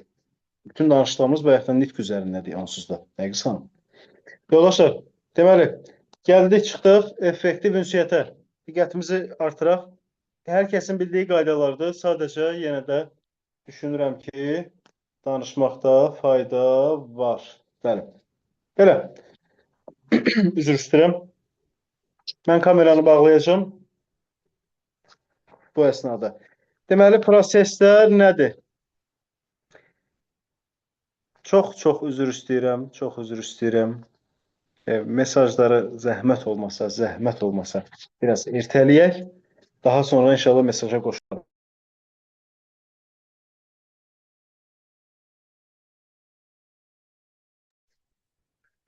Hörmətli yoldaşlar, effektiv ünsiyyətlər. Yəni bu biz keçən dəfə danışdığımız, keçən təlimdə danışdıqlarımızın ardı kimi bunu qəbul eləyin. Deməli, bizim bu effektiv ünsiyyət məsələsində əsas prinsipimiz subordinasiya, etiket qaydaları və ünsiyyət qaydalarıdır. Ünsiyyət qaydaları nədir? Elə aşağı yuxarı hamısı bir-birinə bağlıdır. Subordinasiyanı bilirsiniz yəqin nədir? Heç tanımadığımız, bilmədiyimiz, ilk dəfə gördüyümüz və yaxud da ki, bizdən rütbəcə, vəzifəcə, professiyası böyük olan, fərqli olan, bizdən yuxarı olan və yaxud da aşağı olan fərqi yoxdur. İnsanlarla ilk dəfə görüşəndə xüsusən siz, sizin deyə müraciət eləməkdir. Bu çox önəmlidir. Çox önəmlidir. Çox önəmlidir.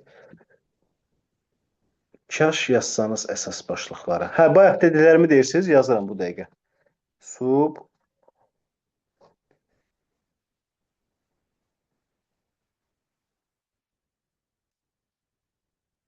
Subordinasiya, sonra etiket qaydaları, sonra ünsiyyət qaydaları. Elə bu yazdım bura. Üçü haqqında da danışarıq inşallah. Yaxşı mı? Üçü haqqında. Deməli, subordinasiya. Hörmətli iştirakçılar. Subordinasiya bildik nədir? Yəni bu subordinasiyanın pozulmağı əslində bir hörmətsizlik yaradır və bizi qarşı tərəfdə biz nə qədər savadlı, peşəkar oluruqsa olaq, daha mənfi bir vəziyyətə salır subordinasiyanın pozulması. Önəmli detaldır, diqqət edək. Etiket qaydaları. Yəni bu bildiyimiz Azərbaycan dilində də var nitq etiketləri. Etiket qaydaları, yəni o salam sağ olun yerində vermək, nə bilim, gələn adam olanda indi baxır harda, nə cür, hansı şəraitdə ayaq üstə durmaq. Bunlar hamısı nəzakət və etiket qaydaları sayılır. Bunlar yəni internetdə var. Bunları mən vaxtınızı alıb boş-boş danışmayacağım burada. İnternetdə hər biri var. Rahat şəkildə onları mənimsəyə bilərsiniz. Hətta bunların bizim inşallah qismət olsa gələcəkdə layihəmiz də var bunlar haqqında. Bunları biz bəlkə podkast şəklində, səsli video şəklində hazırladıq və sizlərin ixtiyarına verdik inşallah ki, qismət olsa.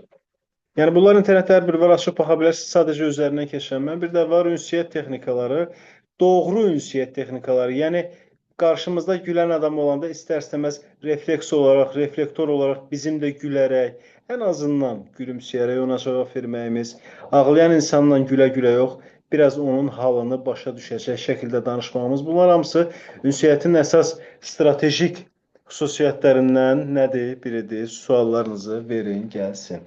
Amma xahiş edirəm, Bayaq danışdığımız suallardan yox. Daha dolğun və ətraflı suallardan verin. Qısa olaraq 5-10 dəqiqə, ondan sonra bəlkə Bünyat bəy və yaxud da nə bilim, Aydan xanım bizə bir qəşəng fon musiqisi qoyarlar, biz də bir şeir deyərik oradan. İnşallah.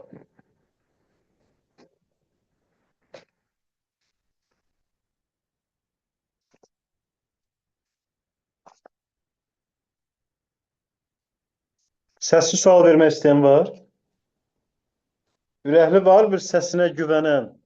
Deyin görək. Deyin gəlsin, yoxsa bu dəqiqə ləhcə ilə danışacağım. Axşamınız xeyir. Davamlı uğur qazanmaq üçün, davamlı uğur üçün insan nə dərəcədə vacibdir? Bir də deyin, zəhmət olmasa. Davamlı uğur üçün insan nə dərəcədə vacibdir? Nitq nə dərəcədə vacibdir? Səs qırılır, internetdən deyəsən. Davamlı uğur üçün insan nə dərəcədə vacib, intizam nə dərəcədə vacibdir? İntizam. Bəli. Baxın, burada birinci bir sual yaranır. Niyə biz davamlı uğur qazanmalıyıq? Baxın, biz davamlı uğur qazanmaq məcburiyyətindəyikmi? Birinci bu sualı bir özümüzə verməliyik. Yəni biz niyə hər dəfə uğur, mütləq bu işə getirəm, yox, bu iş alınmalıdır, o yanı bu yanı yoxdur. Mütləq bu iş alınmalıdır.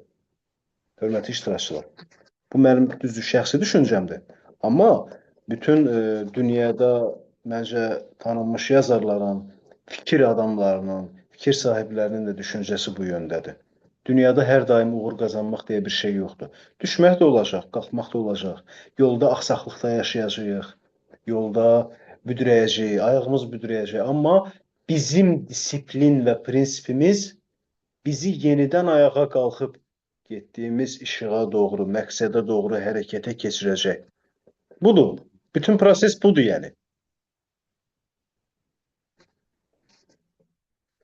Aydan xanım, buradasınız? Bəli, buradayam. Necəsiz? Yaxşı, siz? Minnətdaram. Yaxşı olasınız həmişə. Mən sizi Nə görürəm. məsləhət görürsünüz? Görəcəksiniz indi bu dəqiqə. Üzürü sayın. Nə məsləhət görürsünüz? Məsləhət görürəm ki, şeir olsun. Şeiri soruşur. Kimlə məsləhət görürsünüz? Siz bilirsiniz də mən hansı şairi çox sevirəm. Yox. Bunu keçən təlim şeir deyəndən sonra bildim açığı. Aha.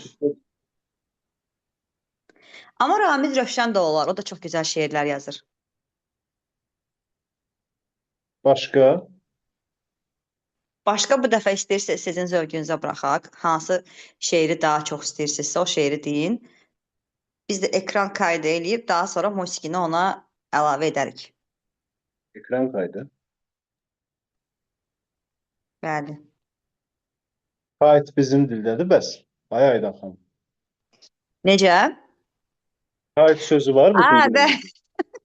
Ekran qeydi. Unutmuşdum ki biz aparıcı çağırırıq. Bugünkü mövzumuz diksiya ilə bağlıdır, nitq ilə bağlıdır. Mən gərək o zaman sizin o biri təlimlərinizin hamısına qatılım, arada belə daxil edeyim. Yox, cəmaat bezər məndən. Vallahi cəmaat bezər məndən. Bəli, haqlısınız. Aytəbə cəmaat bezər məndən. Amma xoşdur əslində. Yəni səhvləri düzəltmək yaxşı bir şeydir. Vahid Əziz yazıblar bura, Ramiz Rövşən yazıblar. Çox üzr istəyirəm ki, müdaxilə edirəm. Əslində bezmərik. Mən əslində çox istəyərdim ki, yəni ki, Aydan xanım, mən sizə demirəm, yəni ki, özünüzə götürməyin.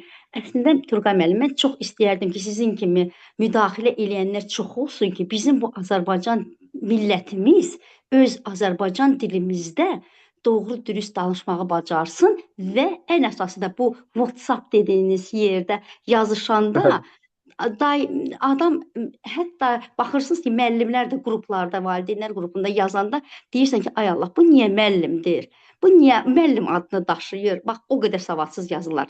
Ona görə çox xahiş edirəm, beləçə çıxışlarınızı çox edin, belə müdaxilələrinizi də çox eləyin ki, insanlar savadlansınlar. Adınızı bilmək olar? Səlimə xanım, Səlimə xanım, müəllimsiz? belə deyək də, mən diplomlu işsiz müəlliməm, belə deyək. Mən Yəni ki, işləmirəm, danışıq işləmirəm. tərzinizdə müəllim olduğunuzu qənaətinə gəldim. Niyəsə? Yox, müəllim işləmirəm. Yox, Yəni bildim, ki, amma ailə müəllim. vəziyyəti ilə işləmirəm, amma bəli. Bildim, başa düşdüm. Bir şey deyim icazənizlə, elə sözünüzdən qüvvət bir haşiyə çıxım. Mən, Allah rəhmət eləsin, Habil Əliyev, bizim məşhur kamança alətinin ustadlarından biri. Təxminən ölməyindən hardasa vəfatından bir il öncə Azərbaycan telekanallarından birində bir verilişə qonaq dəvət olunmuşdu. Orada oturmuşdu. Aparıcı da Zaur Bəxşəliyev idi. Zaur Bəxşəliyev idi. Çünki mən o verilişə canlı baxmışam. Habil müəllim onda, mən də cavan idim onda, çox gənc idim. Habil müəllim orada bir ifadə işlətdi. Habil müəllim orada çox gözəl bir ifadə işlətdi. Dedi ki, mən ölmək istəmirəm. Mən ölmək istəmirəm.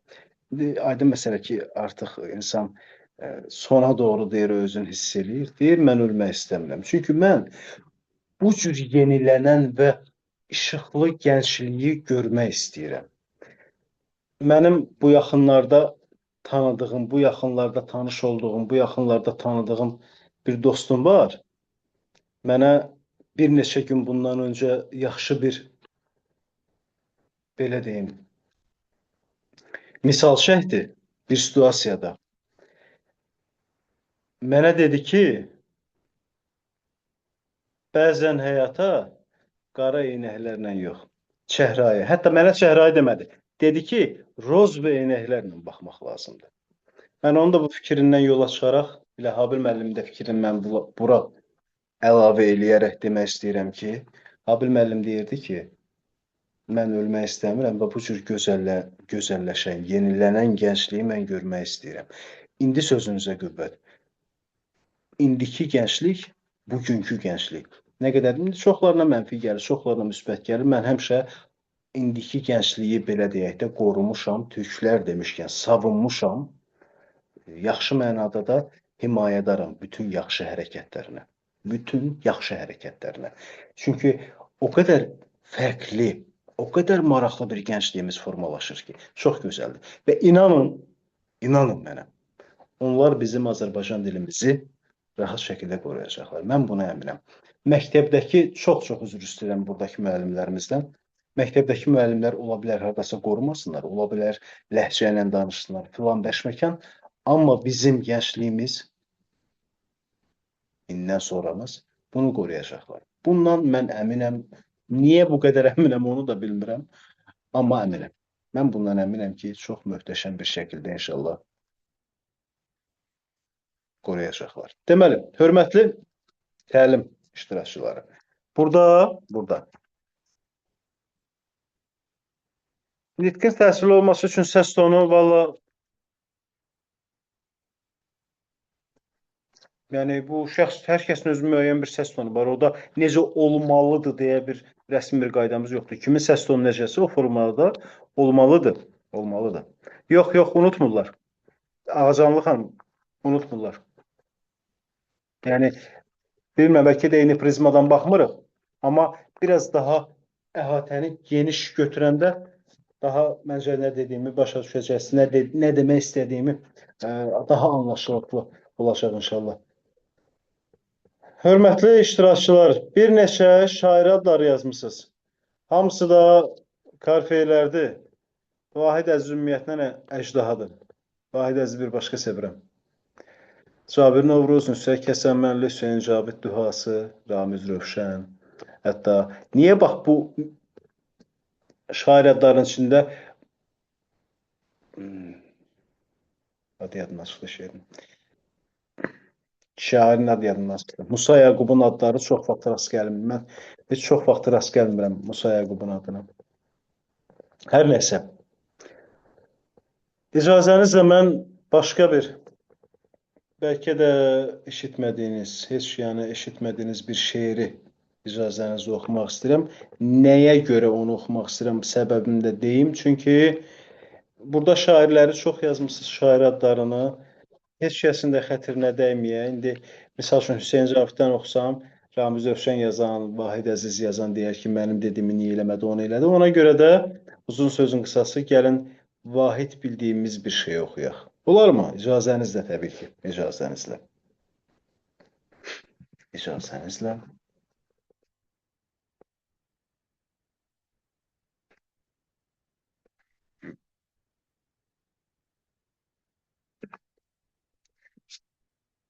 Başlaya bilərəm. Ay Aydan xanım. Bəli, bəli. Mən də sizi gözləyirəm. Gözləyirəm yox, gözləyirəm.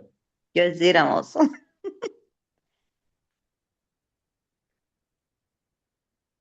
Turğay bəy, bəs Azərbaycanlı olub rus dilində danışanlara, baxın, əgər rus dili ilə Azərbaycan dilinə ayırd edə bilirsə danışıqda, inanın ki, təmiz rus dilində danışan adamlar Azərbaycan dilində çox gözəl danışırlar.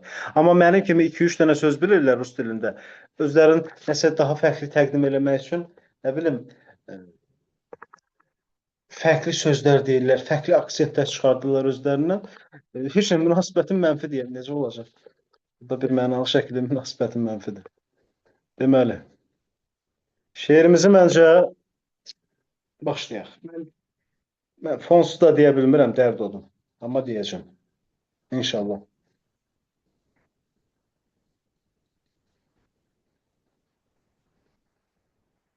Ekran mən bağlayayım. Bağlaya bilərəm ekranı icazənizlə. Ay Aydan xanım, Bəli, bağlayayım mı bəli. ekranı? Amma Minnətdarım. mən sizi daha çox görmək istəyirəm də, yəni belə daha yaxşı olardı. Bəs mən şeiri adan oxuyum. Əzbərimdə deyil. Tamam, tamam, yaxşı olar. Olar, Əzbər deyil, ona görə. Üzr istəyirəm. olar.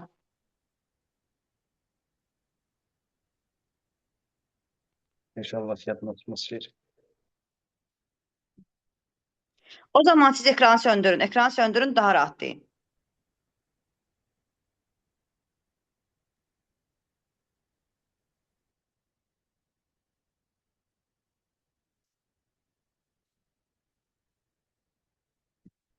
Bu şeir mənim yaxın dostlarımdan olan. Yox, həyəcanlanmadım. Bilmədim kameranı söndürüm, yoxsa şeirimi deyim. Qaldım belə çaşbaş.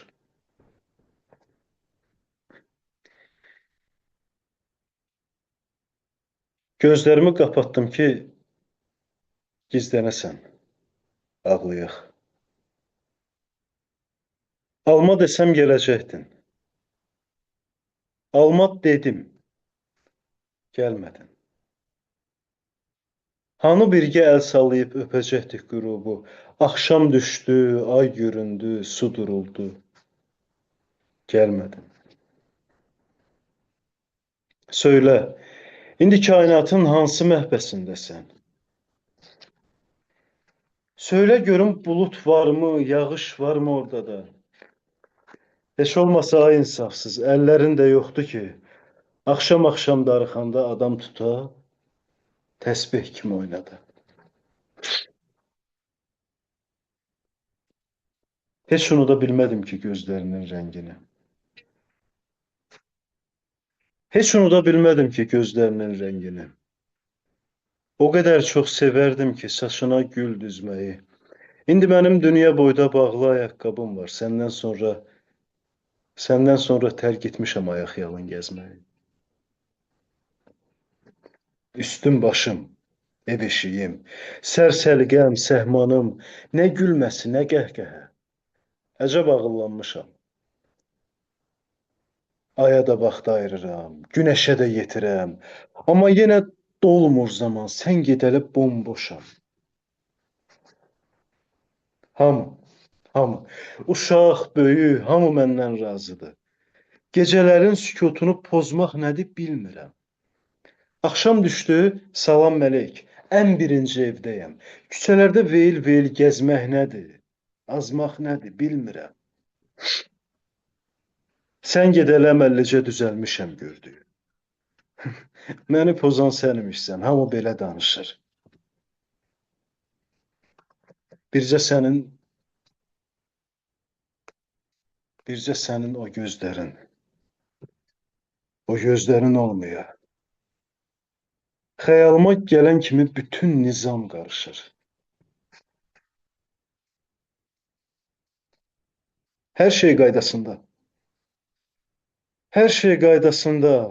Amma belə qəribə günlər gəlir, keçir, gedir, yadda qalmır. Amma ki, sən gedəli necə deyim? Qoy lap düzün deyim də. Sənsiz adam olmaq olur. Sənsiz olmuram ki. Sənsiz olmuram ki. Bu şeir mənim dostum, yaxın qardaşım olan İlqar Kamilə məxsusdur. Dinlədiyiniz üçün təşəkkürlər, minnətdarım.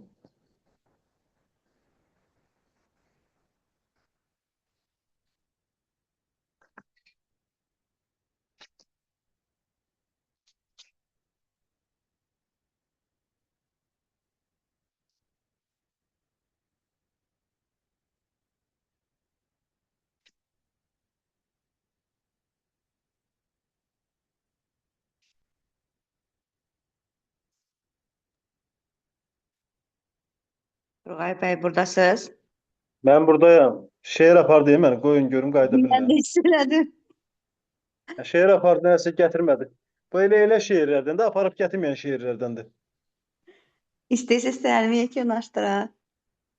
Yaxşı, salamatlıq, narahat olun, buralardayım. Əsl odur ki, yaxşı sonluq olsun. Hər zaman. Həyatda nə olursa həmişə yaxşılığa doğru olur. Mən buna inanıram, buna güvənirəm həmişə. Mən çox Yetər ki, minnətdarım sizə. Bəli, buyurun. İnsan ağlı ilə hərəkət eləsin, yetər ki. Əsas odur. Bəli, bəli. Çox möhtəşəmsiniz. Çox gözəl auditoriyaya tez hakim olursunuz. İndi mən qorxa-qorxa danışıram ki, Danışın, narahat olmayın. Nəzərləri tutacaqsınız. Nəzər alın ki, mən ölkədən kənarda yaşayıram. Bu dəfəlik keçərsiniz mənə yəqin ki. Amma belə həqiqətən haqlısınız. Buna doğrudan da mən sizə qatılıram. Və mən sizi görmək istəyirəm. Görüntünü bağlamısınız. Əgər açmaq mümkün olsaydı açardınız. Və düşünürəm ki, düz deyirsiniz. Biz keçən səfər Heydər Əliyevin bir çıxışını gördüm. Orada Yaponiyada olan bizi təmsil edən Azərbaycanlılarla görüşündə deyir ki, yəni harda olursunuzsa olun, öz dilinizi həmişə qoruyun və öz dilinizdə danışın. Mən bu fikirlərlə razıyam. Dünyanın bir çox ölkələrində Azərbaycanlılar yaşayır. Təəssüf ki, onlar öz övladlarına Azərbaycan dilini, yəni təbliğatını aparmırlar deyə çoxları Azərbaycan dilində danışa bilmir. Və öz dilini bilmək mənə elə gəlir ki, bu yəni mükəmməl, yaxşı bir şeydir. Çünki mən özüm də çalışıram ki, dilimi unutmayım və öz uşaqlarıma da unutturmayım. Çünki mənim dilim mənim üçün öncəlikdir. Yəni hara gedirəmsə gedim, qayıdacağım yer öz vətənim olacaq deyə. Yəni istəyirsiniz ingilis dilini bilin, istəyirsiniz rus dilini bilin, istəyirsiniz 10 dənə dil bilin. Hansı dili bilirsinizsə bilin. Birinci öncəliyiniz öz doğma diliniz Azərbaycan dili olsun. Turqay bəylə razıyam. Sonuna qədər haqlısınız və mən sizin bu yəni iradlarınızı, yəni tənqid kimi yox, əksinə mənim yaxşılığım üçün qiymətləndirdim və yəni tez-tez sizin çıxışlarınızı dinləmək çox xoş olardı və bilirəm ki, sizin potensialınız çoxdur həqiqətən və sizin çox-çox gözəl yerlərə gəlməyinizi istəyirəm və tezliklə bunun da olacağına inanıram. Təşəkkür edirəm, çox sağ olun. Yəni, bayaq dediyim misalı yadınızdan çıxartmadınız ki? Çıxartmışsınız artıq deyəsin. Qoy mən bir də yadınıza salım. Mənim bir yeni tanıdığım bir dostum var. Mənə demişdi ki, arada qara eynəklərinizi çıxardıb həyata rozve eynəklərlə baxın. Çəhrayı eynəklərlə. Çox gözəl fikirdir, düzdürmü? Bəli, bəli. Bəli, dostunuz haqlıdır. Eynilə. Allah rəhmət eləsin. Mən ölməyib, yaşayır. Yox, dediniz axı, rozve deyən Habil müəllim rəhmətə gedib. Yox, o Habil değildi. Habil başqa söz demişdi. O dostum yaşayır, ölməyib hələ. O hələ yaşayır, həyatdadır hələ ki. Allah can sağlığı versin və Amin, amin, amin. çox sağ ol. İstəyirsən mən ə, Çox üzr istəyirəm. Çox üzr buyurun, istəyirəm. Bir buyurun. dəqiqə sual vereyim. Yazıb ki, indiki psixoloqlar deyir, negativ sözlər işlənən mahnılara, şeylərə qulaq asmayın, həyatınıza təsir edər. İnsan acında yaşamalıdır, şirində yaşamalıdır. Bu psixoloqlar bilirsiniz nə deyir? Uşaq yıxıldı. Ay Allah, nə oldu sənə? Haran ağrıdı? Lazım deyil. Uşaq yıxılmağı da, uşaq başını da divara vurmalıdır, əlini də kəsməlidir. Uşaq yıxılmalıdır, qolu qılçı qırılmalıdır ki, həyatın bütün acılığı, şirinliği, hər tərəfini dada bilsin. Dada bilsin. Bu lazımdır. Məsələ budur. Olar mən bir fikir bildirim. Axşamınız Əleyhüdür. xeyir bu arada. Hər vaxtınız xeyir E, olsun. Mən abituriyent olanda mən bir müəllimim demişdi ki, o söz hələ də xatırlayıram. Deyir ki, pianinonun sadəcə qara tuşlarına və ya sadəcə ağ tuşlarına basaraq gözəl musiqi əldə etmək olmur. Hər iki tuşdan istifadə edəndə mənalı musiqi ərsəyə gəlir. Eyni ilə həyatda belədir. Eyni ilə özdə. Eyni ilə. Yəni, tam mənasıyla budur həyat. Ona görə də psixoloqlara çox da fikir verməyin. Psixoloq varsa burada məni bitəri deyəcəklər. Eynək məsələsinin bir də təkrar edin yaz. Eynək məsələsi nədir? O hansı məsələ idi? Yadına çıxıyor. Səhrai eynəkləri taxın demişdi sizin dostunuz. Yəqin onu demək istəyir. Hə. Yəni deyir ki, həyata ancaq Pozitiv baxmaq lazımdır. pozitiv baxın da, hə, pozitiv baxın, gülər üzlə baxın. Nə qədər biz metroya giririk, hamı qara paltar geyinib. Ay başınıza durun, nə olub bir nə olub? Rəngli bir şeylər geyinin. Gözünüz, könlünüz açılsın, nə olub? Bax məsələ odur, bunu demək istəyirdim bəyətlər. Yoxsa Zəminə xanım üzrlü sayını ya bilmirdim psixoloq. Yəni başqa mənada demədim. Yəni Bu arada psixoloq psixologiyada marağı olan mən. Bilirsiniz ki, mənim də çox marağım var. bəli. Turqay bəy. Bəli, indi hər kəs öz sahəsinə görə belə deyim də dəyərləndirir. Necə Tabii. fincanı hərə bir tərəfdən baxır. Yəni sizin öz fikrinizdə, onların da öz fikridir. Hər kəsin düşüncələrinə də hörmətlə yanaşırıq. Təbii Çox ki, sağ olun əlbəttə. Turqay bəy. Çox minnətdaram sizə. Mən də sizə minnətdaram. Çox üzr Əgər istəyirəm. istəsənizsə dediyim bir şeyi burada elan vermək istəyirəm. İstəməsəniz verməyə bilərəm. Bu sizdən asılı. Buyurun. Buyurun. Aha. Tamam. Deməli, ilk öncə onu deyim ki, ilk qoşulacaq insan özüm olacağam. Bunu da deyim. Və bilirəm ki, mənim özümün də, nitqimdə müəyyən qüsurlar var və mən illərdir bunu təxirə sala-sala gedirəm və düşünürəm ki, artıq bunun üzərində işləməyin vaxtı çatıb. Və bugünə kimi çox təmsilçilər olub bizdə. Yəni içlərində nə yalan deyim, ən çox bəyəndiyim siz olmusunuz.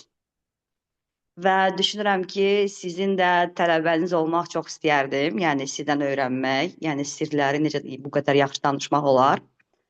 Və bununla yanaşı biz Turqay bəylə danışdıq. Harmoniya Akademiya olaraq Turqay bəyin bir kursunu təşkil etməyə.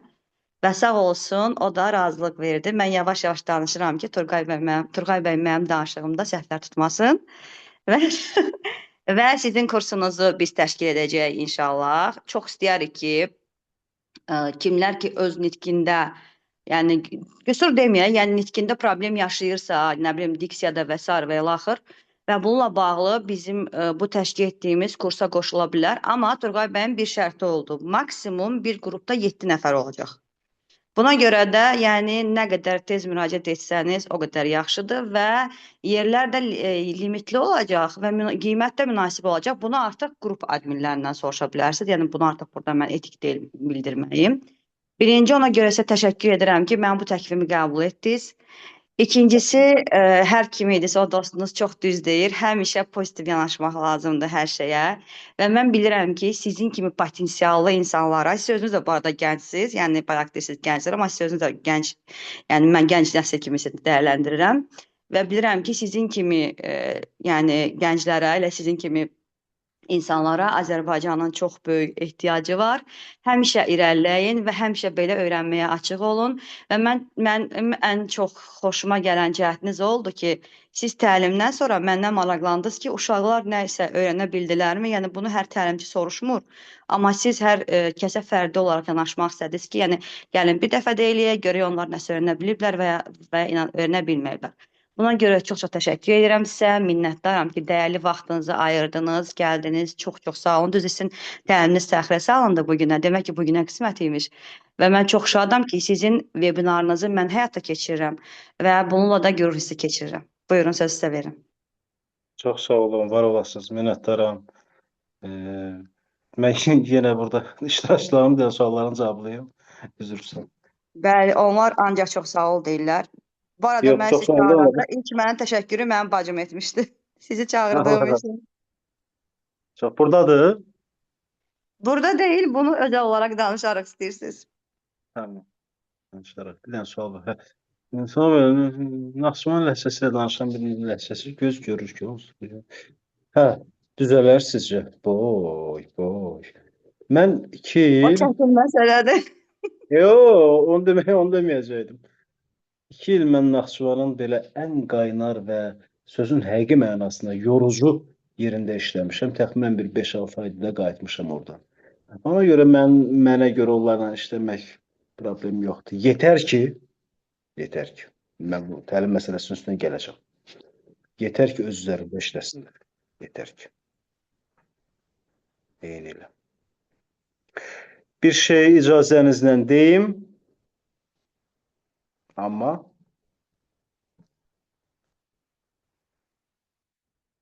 çox üzr istəyirəm.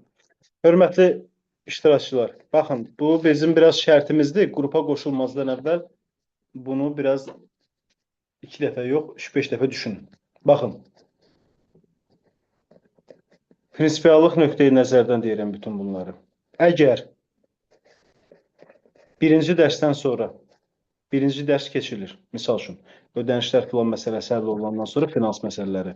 Bunları təbii ki, qrup rəhbərləri ilə danışırsınız siz, məndən yox. Bu məsələlərdən sonra birinci dərs keçilir. İkinci dərs tapşırıqlar veriləndən sonra. İkinci dərsə qoşulanlardan, qoşulmaq istəyənlərdən söhbət gedir. Kim ki hazır gəlməsə, kimdə bir zəiflik hiss olunsa, kim dərsi ötəri yanaşsa, kim sadəcə öyrənərəm də eləyib gəlsə, indi səmimiyyətimiz filan hamısı öz yerində, amma həmin şəxs ödənişi geri qaytarılaraq dərsdən uzaqlaşdırılacaq, bunu əvvəldən deyirəm. Çünki nə qədər yenə də deyirəm, maksimum dərəcədə zarafat eləməyə, əyləncəli bir ortam keçirməyə həm özüm üçün, həm sizlər üçün yorucu olmasın deyə maksimum dərəcədə çalışıram. Və mən təbii ki, dərslərdə də beləyəm. Amma bütün tapşırıqlara, baxın, yeni deyirəm, bütün tapşırıqlara riayət eləmək şərti ilə. Yaxşı? Əgər riayət olunmasa dediklərimizə dərs nöqteyi nəzərdən ödənişlər geri qaytarılıb dərslər dayandırılacaq. Yəni, birinci dərsdən sonra bu proses həyata keçiriləcək. Sadəcə birinci dərsdən sonra. Yaxşı? Yəni, bunu da deyək ki, şərtimizi necə deyərlər, şunda kəsək, xırmanda yabalaşmayaq. Bunu dədə-babalar deyir, biz yox. Bəli, icazənizlə. Buyurun. Dərslərlə bağlı elə adiyyatlı əməkdaşlar var burada, elə yazırlar. Qrupda da paylaşılacaq. Büniyyət bəy, Aydan xanım və digər səlahiyyətli əməkdaşlar, səlahiyyətli şəxslər qruplarda bunlar haqqında ətraflı məlumatı inşallah paylaşacaqlar. Buyurun, Aydan xanım. Çox sağ olun. Demək istədim ki, siz də yormayaq və artıq yavaş-yavaş webinarımızı yekunlaşdıraq. Çox sağ olun, çox-çox minnətdaram. Yenə dediyim kimi dəyərli vaxtınızı ayırdınız, gəldiniz, pozitiv enerjinizi ötürdünüz. Buna görə də çox-çox minnətdaram sizə, var olasınız. Turğay bəy, qrupda nömrənizi atacaqlar? Yox, mənim nömrəmə ehtiyac yoxdur. Aydan xanım, siz bu webinara hansı qrupdakı linkdən, keçiddən daxil olmusunuzsa, həmin qrupda olan adminlə əlaqə saxlayın, rəhbər şəxslə. Düzmü dedim, Aydan xanım? Bəli, əslində ümumiyyətlə biz heç bir təlimçinin nömrəsini bura qoymuruq etik olaraq düzgün olmadığı üçün. Yəni, bütün webinarlarda belə olur. Nərgiz xanım da bunu çox yaxşı bilir, amma hər dəfəsində bütün təlimçidən əlaqə nömrəsini istəyir. Maşallah Nərgiz xanım sizə. Yavaş-yavaş yekunlaşdıraq webinarımızı. Çox sağ olun bir daha Turğay bəy. Hər Çox sağ kəsin olun, gecəsi xeyrə minnətdaram. qalsın. Gecəniz Sağ xeyrə olun. qalsın. Minnətdaram sizə. Sağ olun. Sağ olun, sağ olun, sağ olun. Sağ olun.